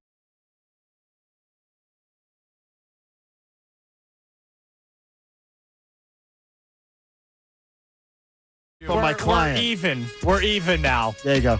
John, I need you to turn your headphones off. Okay. This segment's not. No, your headphones. I want you to cover your ears and not listen. Dude, the Sixers just posted what the court's going to look like. Is John going to be upset? He doesn't care about that stuff. Oh. He doesn't care because he wants winning, and I understand. But as a nostalgic person myself, I absolutely love that the Sixers posted how the center court will look with the old 01 logo. Oh, that's awesome. With the basketball swoosh. The paint's going to be black. Oh, that's There's gonna be red. tremendous. Oh, dude, I can't wait for it, Yeah, man. you and me both. I'm excited about All that. right, Johnny, you're good. You're good. Earmuffs. Not play. Can I predict what you talk? Seriously, I didn't hear you. I could hear you guys talking, but I could not hear what you're talking about. Can I predict what he talked about? Go ahead. Did you bring up what we talked about on post-show headlines yesterday? What was it? We talked about a lot of things on post headlines. The Embiid thing? Oh, no. Oh. But close. Right? Sixers Oh, it related. is? Right, yeah. Right I church. figured it Right was sport, right yeah. right church, wrong pew. It's the Sixers posted the photo of what the court's going to look like. Oh, there he is. He's Oh, excited. dude, it looks awesome, man. Like, I can see little Andrew right now just staring at the TV, looking at Iverson. Man, who's this guy? I love him. Yeah.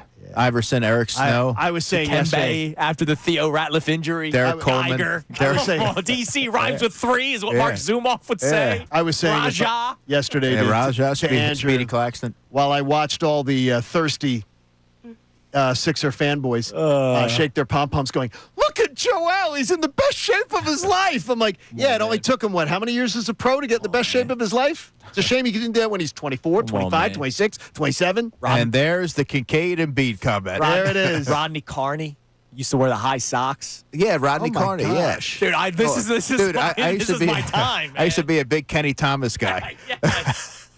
He hustled, man. Come on, man. He hustled. Yeah, B Skin. Like, there were so many Yeah, guys. from Brian those Skinner. teams. Yeah, Greg Buckner. Yeah, sure. The cosplayers, it had a great effect on Come you. on, man. Dude, It had a great effect on your I life. love that you said Speedy Claxton.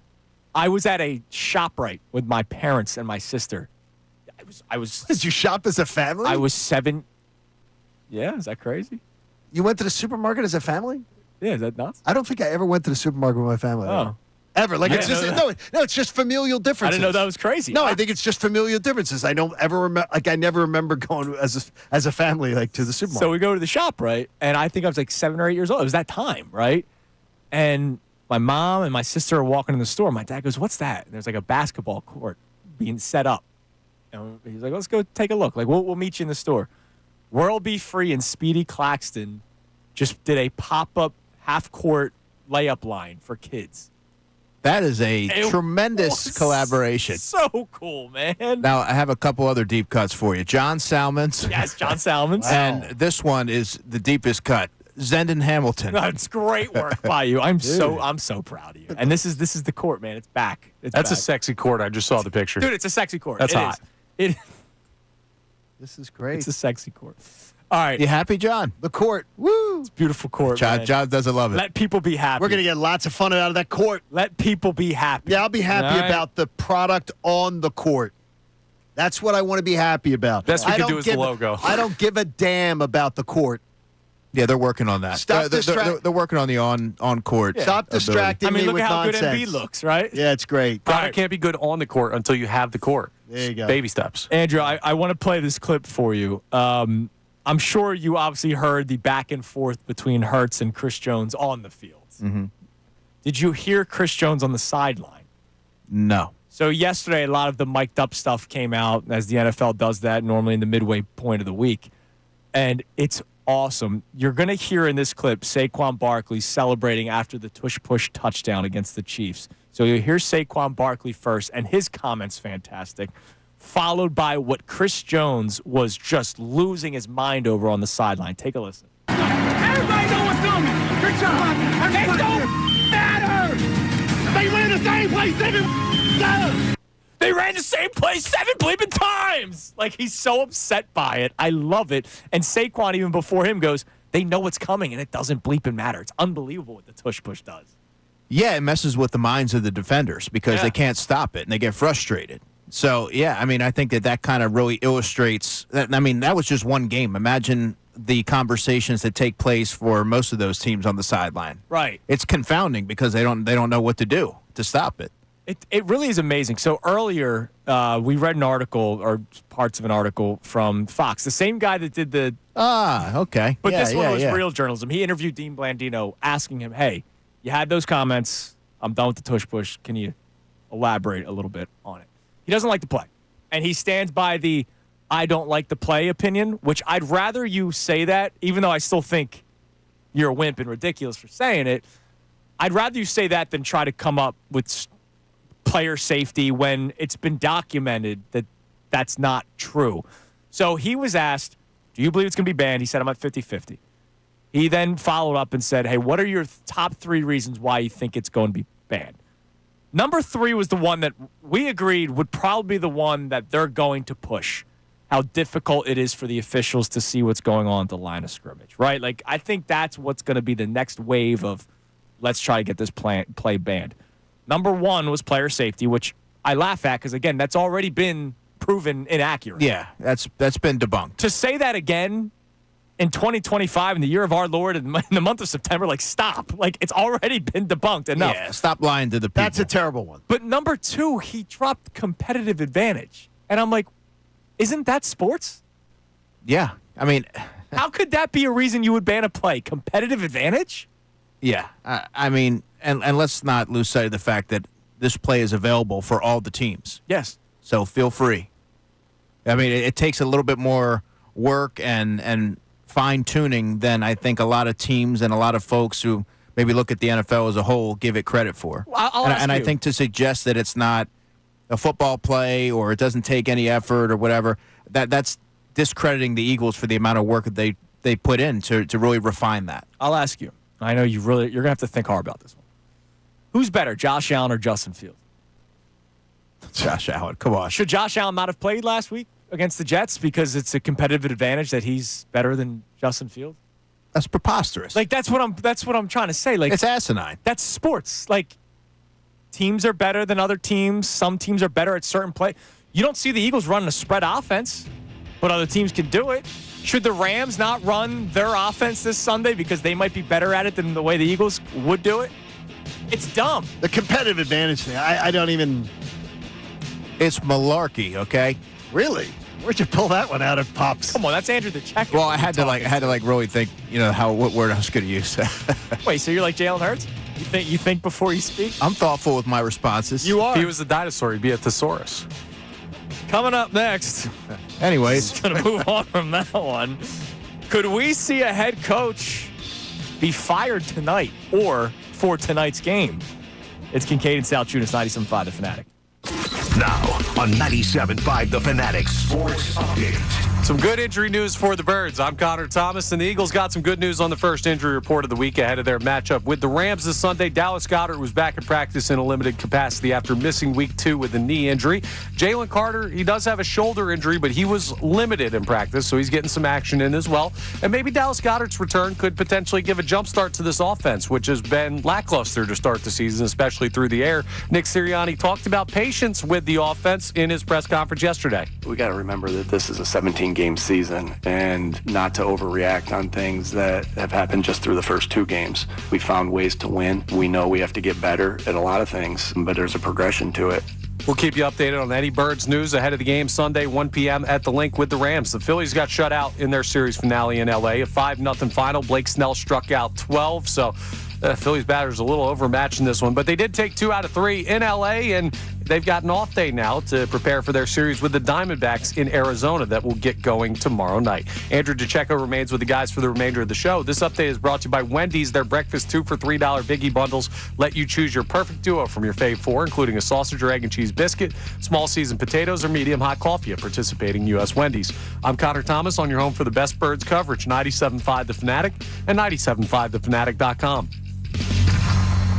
The Philadelphia Flyers, full of youth, energy, and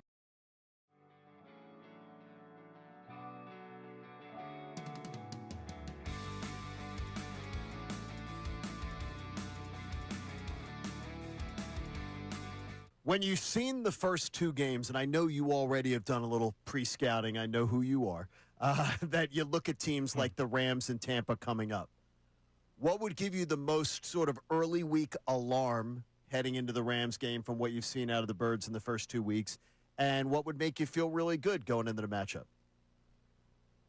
I think the lack of imagination and innovation with the passing game, especially when you're expecting to see some new wrinkles. And again, it's just been 2 games. But when you're going up against the Sean McVay offense that can put up points, and they do have a lot of razzle-dazzle and eye candy. The Eagles have to make sure that they're being a balanced team and they're keeping defenses honest, because eventually, yes, you are winning games, but that will catch up to you. How they're winning isn't necessarily sustainable. You could argue that as long as they protect the football, I guess it is sustainable, but they have to find ways to really advance and move that offense forward. Now, what am I encouraged with, John?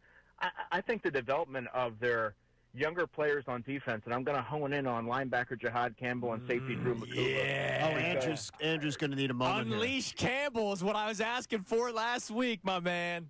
And he certainly was. I mean, this is a physical player who just attacks that line of scrimmage. He's really comfortable and fluid in space. He looks like a player who's already has a full season under his belt. The way that he sort of grasps things and adjusted on the fly, I don't think should be understated. And then you have Drew McCouba, who it's very telling when Vic Fangio started him week 1, and despite him not playing a lot in the summer dealing with different injuries, it shows you the confidence and the vision that the Eagles had in him, and that's why they drafted him where they did. This is a playmaker. He's around the football. He's highly intelligent. He's versatile, and he can create different some different personnel groupings on defense because of his versatility. And you saw it manifest, taking the football away and off Travis Kelce, and really that was the play of the game. Those are two players that just 2 games into their career, I think you have to feel really good about where they are in terms of their development.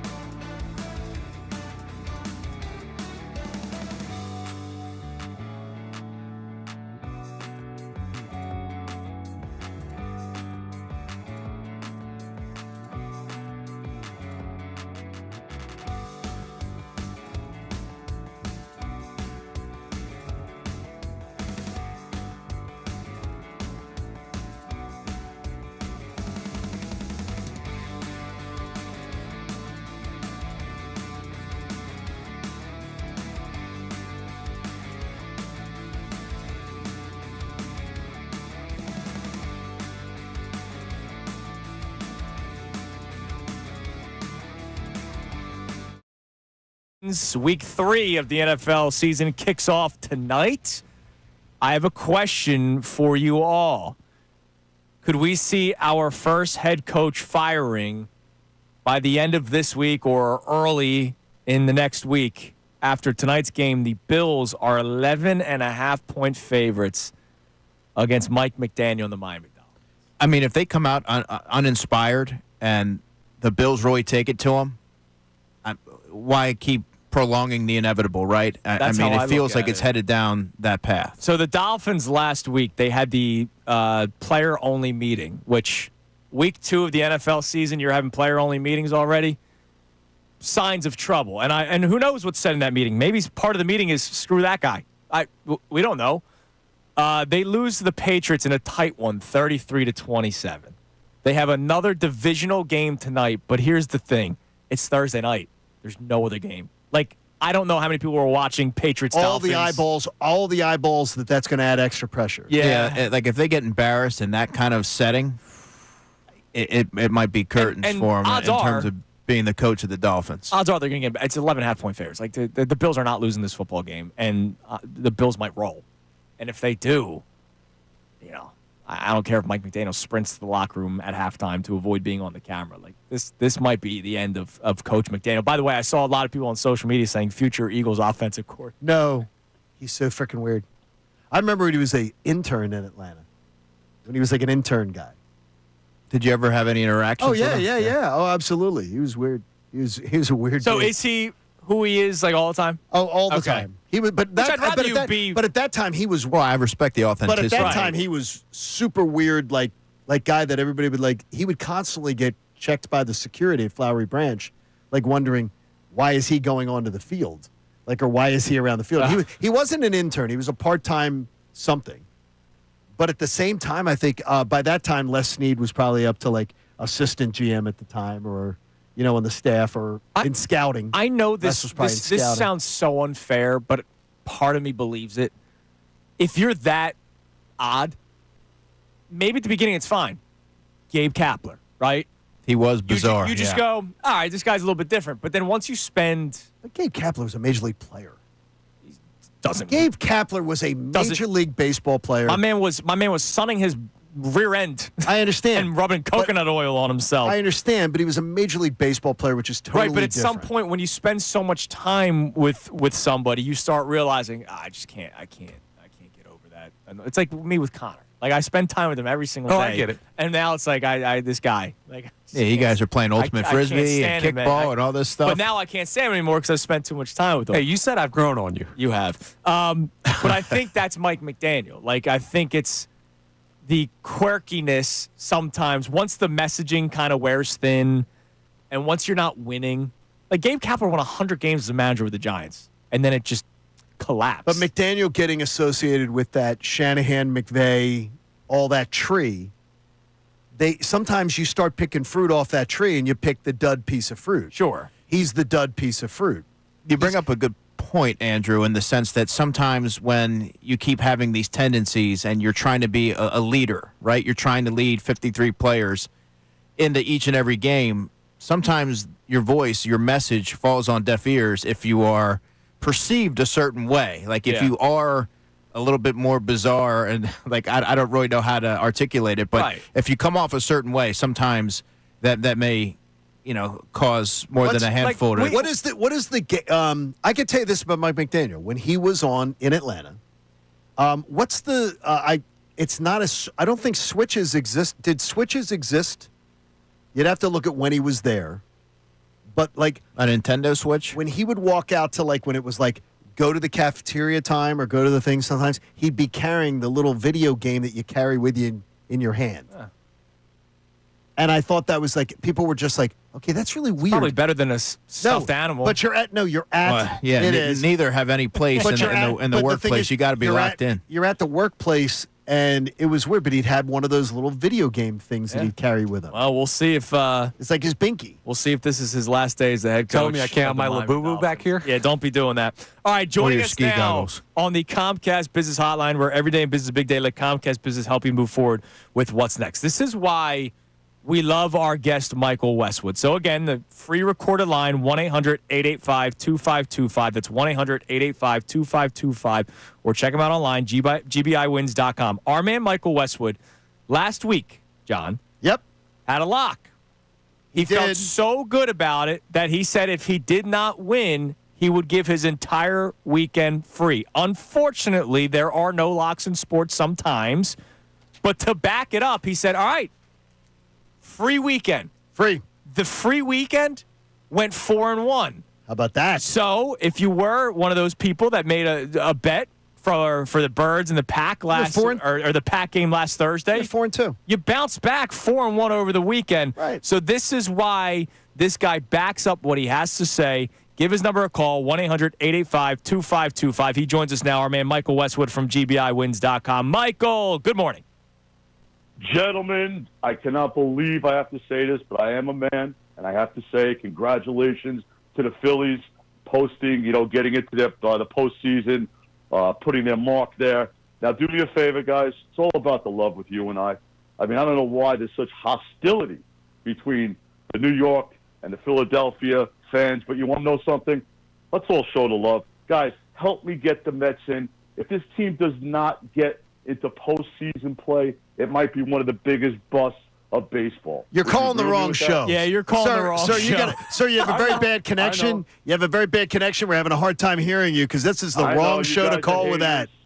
Yeah, we are. Michael, you're talking to a guy. I've been on the record saying this. Everybody thinks of Philadelphia, they think Eagles, Dallas, right? My team that I dislike the most in all of sports is the New York Mets, and it's been that way my entire life, so I'm sorry. It's amazing. I listen to the New York radio stations, obviously, all the time. They hate the Phillies. Yep. They hate the Eagles. I don't know why. It's all about love, baby. That's what I'm all about. I love winners. I'm sure the Saquon Barkley thing didn't help all that much for people in New York.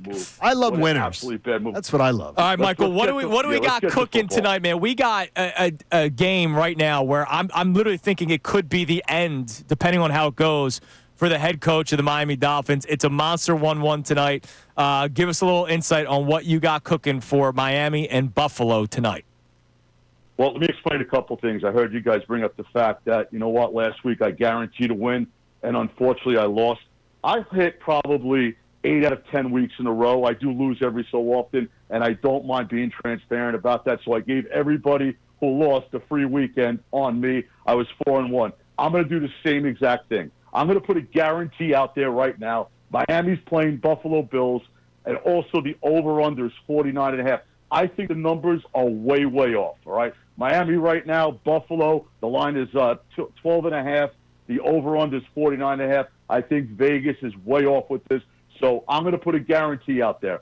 I have got to win, or once again, I will give you another free weekend. All they have to do right now, the listeners, is dial 1-800-885-2525. That's 1-800-885-2525. They'll be connected to my free recorded comp line. You're going to get the winner of tonight's Miami-Buffalo game. Plus, this is important, guys, I've got a tremendous under-the-radar move in the college game. Do you know a team called Rice is playing Charlotte tonight? The Rice Owls, man. Yes, that's a smart school. All right. All right. Listen, the line right now is 2 points. Rice playing Charlotte. I've got the move on that game also. It's free. It's on my free recorded comp line. The first 200 callers will get that also. But I want you to key in on this Miami-Buffalo matchup tonight. I have the winner. It's free. It's on me. Call now on my recorded comp line, 1-800-885-2525. It's not going to cost you a penny to call or a penny to listen. And again, we love your transparency. You're always honest. That's awesome. So even after a rough night, but it didn't lead to a rough weekend because you had an incredible bounce back going 4-1 over the weekend. So we appreciate your honesty with everybody because we understand what people think sometimes. So we appreciate that honesty, and it's a big one tonight, 1-800-885-2525 for tonight's Miami-Buffalo and also the Charlotte and Rice game. I love that. Listen, I want to tell you something. I want to teach you guys something. Less is more when it comes to betting, okay? I've got a client of mine, just got off the phone with him. Let's call him. His name is Roger B. The guy is a degenerate gambler. He's got to bet on every single thing on the board. He's got to bet parlays, reverses, props. I had to sit him down and tell him, listen, I've got something tremendous on this Miami-Buffalo game tonight. Key in on this game. Don't play anything else. It's free. 1-800-885-2525. Again, 1-800-885-2525. It's on my free recorded message. Try me out. If you like what you see, give me a call back tomorrow. That's great. Michael, Thanks, you're the man. We appreciate the time as always. We're looking forward for a winner, and we can't wait to talk to you again next week. Thanks, buddy. You got it, guys. Love you guys. I'll talk to you soon. You're the man. There is Michael Westwood. Call the number, 1-800-885-2525. Check him out online, gbiwins.com. I'm trying to figure out Pietro's, maybe DePaul's and Ardmore. I'm trying to pick out the steak place he's taking us out to. Trying to figure it out. Pietro's is great. Me and Ricky Bowe went there. Oh, it's awesome. A while back. It's awesome. Nice. DePaul's Table and Ardmore. So many places have a great steak. All right, coming up next, we have one more segment with our man, the Chekadamas. How does he see this game play out? What are some of the key plays offensively, defensively for the Birds against the Rams? Also, John Kincaid's already looking ahead to Week 4. It's Kincade Salciunas, 97.5 The Fanatic. Unfiltered with Ricky Bo, Bill Colarulo, and Sylvonic.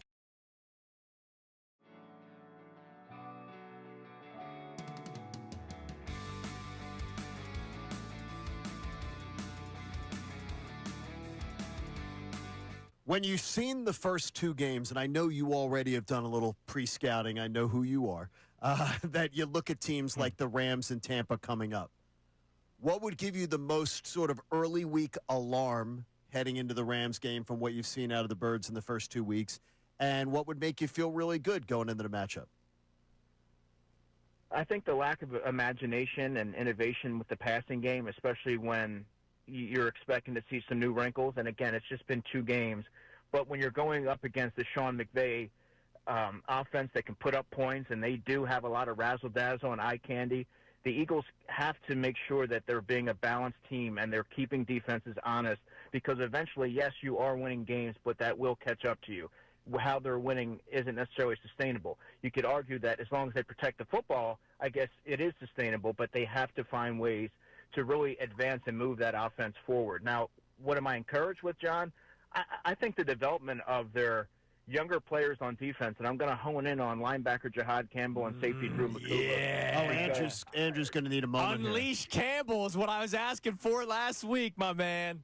And he certainly was. I mean, this is a physical player who just attacks that line of scrimmage. He's really comfortable and fluid in space. He looks like a player who's already has a full season under his belt. The way that he's sort of grasped things and adjusted on the fly, I don't think should be understated. And then you have Drew McCouba, who it's very telling when Vic Fangio started him week 1, and despite him not playing a lot in the summer dealing with different injuries, it shows you the confidence and the vision that the Eagles had in him, and that's why they drafted him where they did. This is a playmaker. He's around the football. He's highly intelligent. He's versatile, and he can create different some different personnel groupings on defense because of his versatility. And you saw it manifest, taking the football away off of Travis Kelce, and really that was the play of the game. Those are 2 players that just 2 games into their career, I think you have to feel really good about where they are in terms of their development.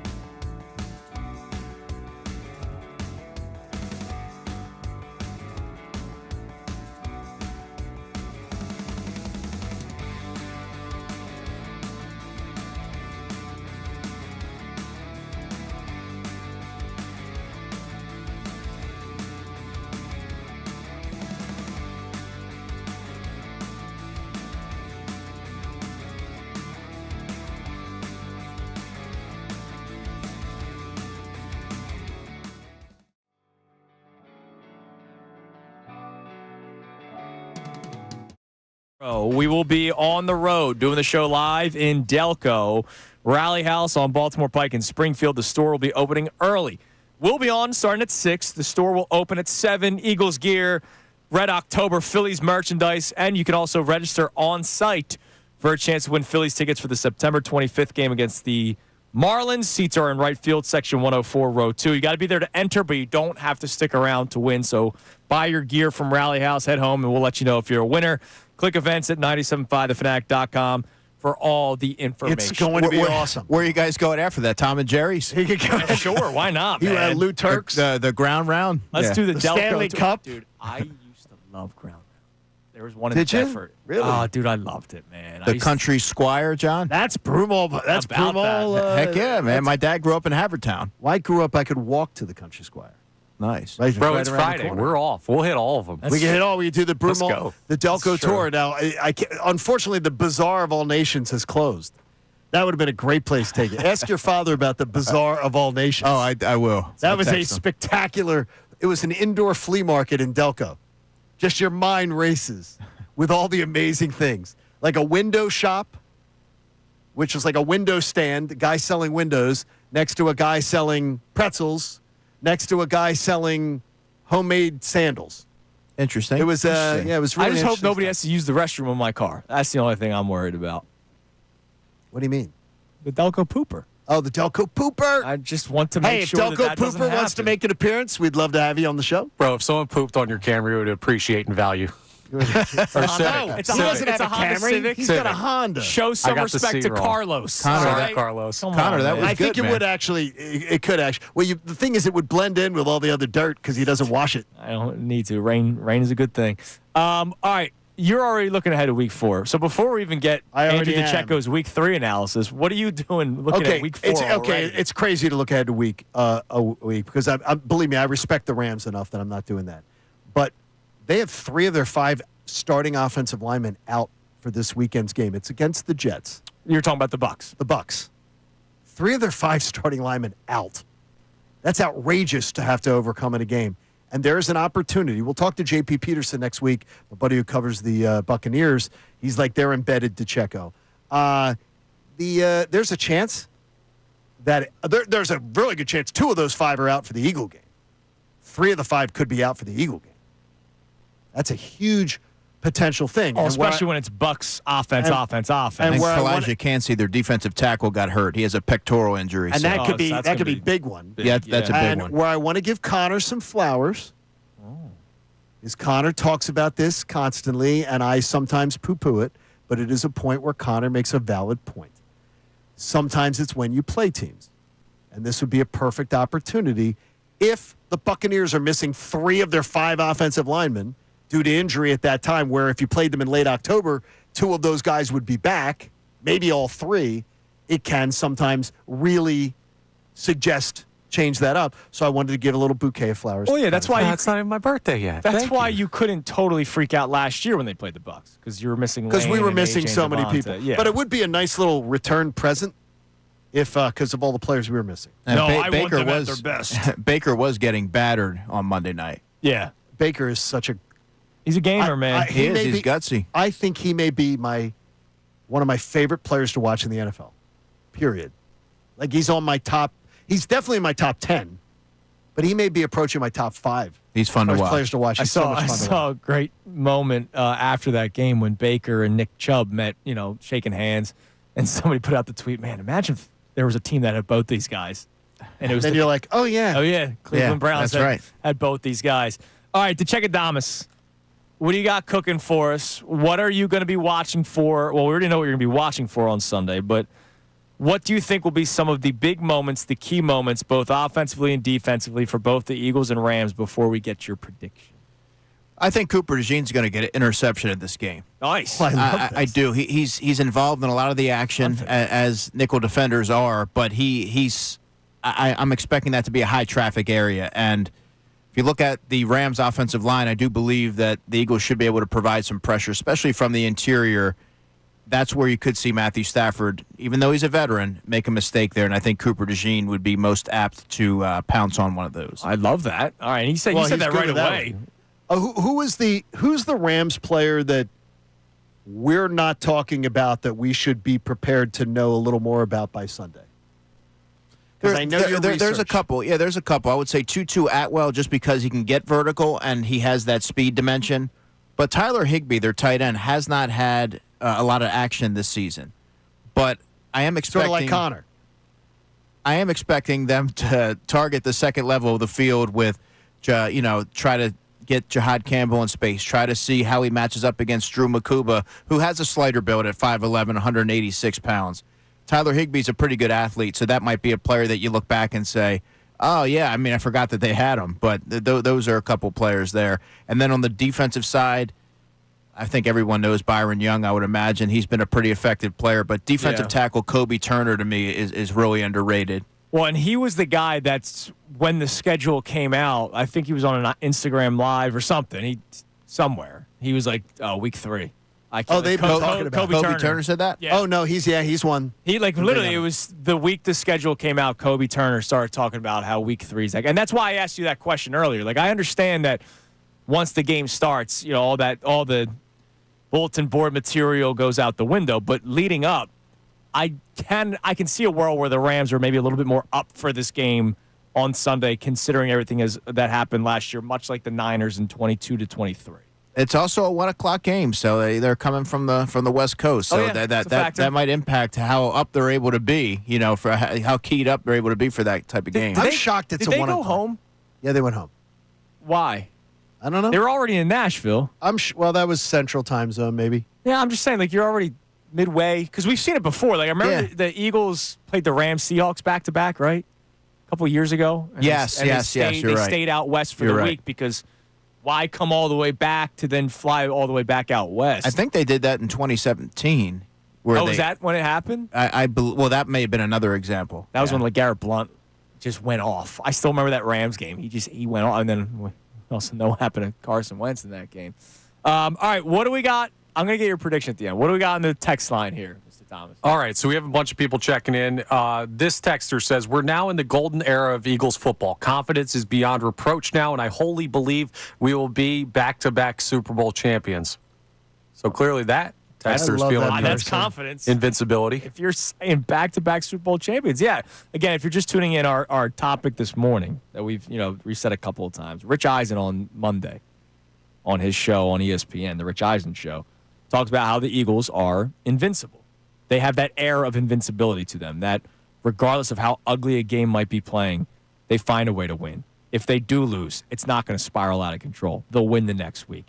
Because we saw this already play out through 2 games this year where it looked ugly, and they found ways to win, much like the Chiefs used to, much like the Patriots used to. So do they have that sort of air of invincibility? Like, it's hard not to see it or feel it. Yeah, it's a winning DNA. Yeah. And I do believe that has to be part of your fabric to be in that same air as the Patriots and the Chiefs. And the Eagles, I think that there is enough evidence there to suggest that they should be. And every time you watch one of their games, if they're trailing, you just get the sense, at least I do, that they're going to figure it out, that someone's going to come up with a big play on the defensive side, or Jalen Hurts is going to find a way to come up with a big run or a big pass to set, to kind of break the game open. Tell me how much you believe Dallas Goedert would have changed the Chiefs game and could change the Rams game. Yeah, it's a great question, John. And Andrew opened with that on Monday when I spoke to you guys, but I think that they really felt his impact at the line of scrimmage as a blocker. Because Grant Calcaterra, I always like to emphasize this, he's a willing blocker, but it's not his forte. Yeah. Kylan Granson's not an inline blocker. Where Dallas Goedert really sets himself apart, he's a well-rounded player, of course, as a receiver, but also as a blocker. He's head and shoulders the best that they have there. At some of those Saquon Barkley runs, he's probably able to break a couple more when you have someone like Dallas Goedert leaning in and imposing his will at the line of scrimmage. But also in the early stages of games, being that safety valve, I'm a big believer in getting the ball out quickly over the middle, allowing Dallas Goedert to kind of maybe inject some life into the sideline with the stiff arm and some of his ability to create yards after the catch, and allow Jalen Hurts to settle into the flow of the game. I think that's also a big thing, especially when you're keyed up, you're fired up for the game. Get some early completions to some of your playmakers and get the offense off to a fast start. I think those 3 scoring drives against the Cowboys, I think he had like 5 of his 7 catches over the course of those 3 drives. Like, he was a part of the offense. And as you have said numerous times, that Nick Sirianni says, it's AJ, it's Devontae, it's Dallas. That's the passing game. That's who it runs through. You missed that last week. Yeah, they certainly did. And I think it could have looked a lot differently if you have Dallas Goedert in there working the intermediate levels of the field, but also the blocking acumen that he brings to the table. Do we know when the injury started? Or when did it happen? Yeah, so he talked about this yesterday. He said it happened early in the second half, in the third quarter. He took a shot to the outside of his knee. Okay. And that was, he said he's taking things day by day, was limited yesterday. So he said, we'll see how it feels tomorrow. So I'll certainly be having my eyes peeled and looking for number 88 and seeing if he's so there. we're not entirely sure if he's back Sunday. I don't think you can be. I mean, you don't with a knee, you never know. And Right. he was limited, and the way that he answered the question, it left the.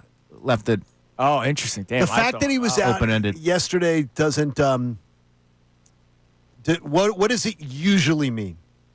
What's that? When you would see somebody, does that usually mean that they're coming back? Yeah, I mean, also if they speak, right? You're injured. Oh yeah, players that's don't it. There you go. But we'll have to wait and see how it goes. They're not going to rush him back, and today will be a big indicator in terms of how things are trending. Sure. All right. What's your prediction on the game on? So we'll give ours tomorrow, Johnny. But I want to know. correct. I mean, we got you here. So what are you thinking? Yeah, I think it's going to be a higher scoring affair. They're going to go strike for strike. I do have the Eagles winning this game though, 30-24.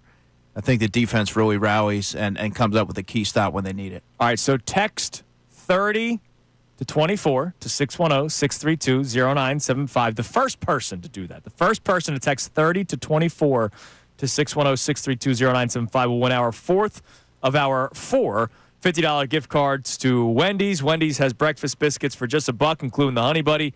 Get yours today and start your day off right. Got to be Wendy's. Limited time only. Price and participation may vary. Limit 5 qualifying items per transaction. Not valid in a combo while supplies last. And then after you eat your Wendy's, go to Bonesaw Brewing Company. Check out the deal of the week. Get a $50 voucher to Bonesaw Brewing Company for half off. My neck of the woods with locations in Glassboro and Deptford, New Jersey. Bonesaw Brewing Company delivers a top-notch selection of brews for all to enjoy. Get this exclusive offer while supplies last at 975thefanatic.com/deals. Now tell us about life-saving cancer research. Let's just keep going. Let's do it. FT Young Heating and Air Conditioning made a donation to the AACR, and you should too. That's the American Association for Cancer Research. Do it today. 975thefanatic.com/AACR, because cancer research saves lives. And tomorrow, Andrew Salciunas in Delco. About that. I love the fact that you're going to be right in the heart of Delco. That's the heart of Delco. It can go right or wrong at any time. I thought Aston was the heart of Delco. No, Baltimore Pike is sort of the heart because you can go left or right to all the different parts of Delco. Now, I grew on the outskirts of Delco, the Broomall, Newtown Square, the outskirts. So are you a fake Delco? No, we're just. I don't know what the outskirts. No, Like, we're Delco Light. The heart of Delco, to me, has always been where exactly we'll be tomorrow. That to me is the heart of Delco. Brendan Gunn is Baltimore Pike is the heart of it. Baltimore Pike to me is the yellow brick road of Delco. Deep in the heart of Delco. That's a great country song. All right, Andrew, thank you. They used to have a great Appreciate putt-putt it. course there. Tomorrow, Ask your dad about it. unfiltered all 4 hours, right?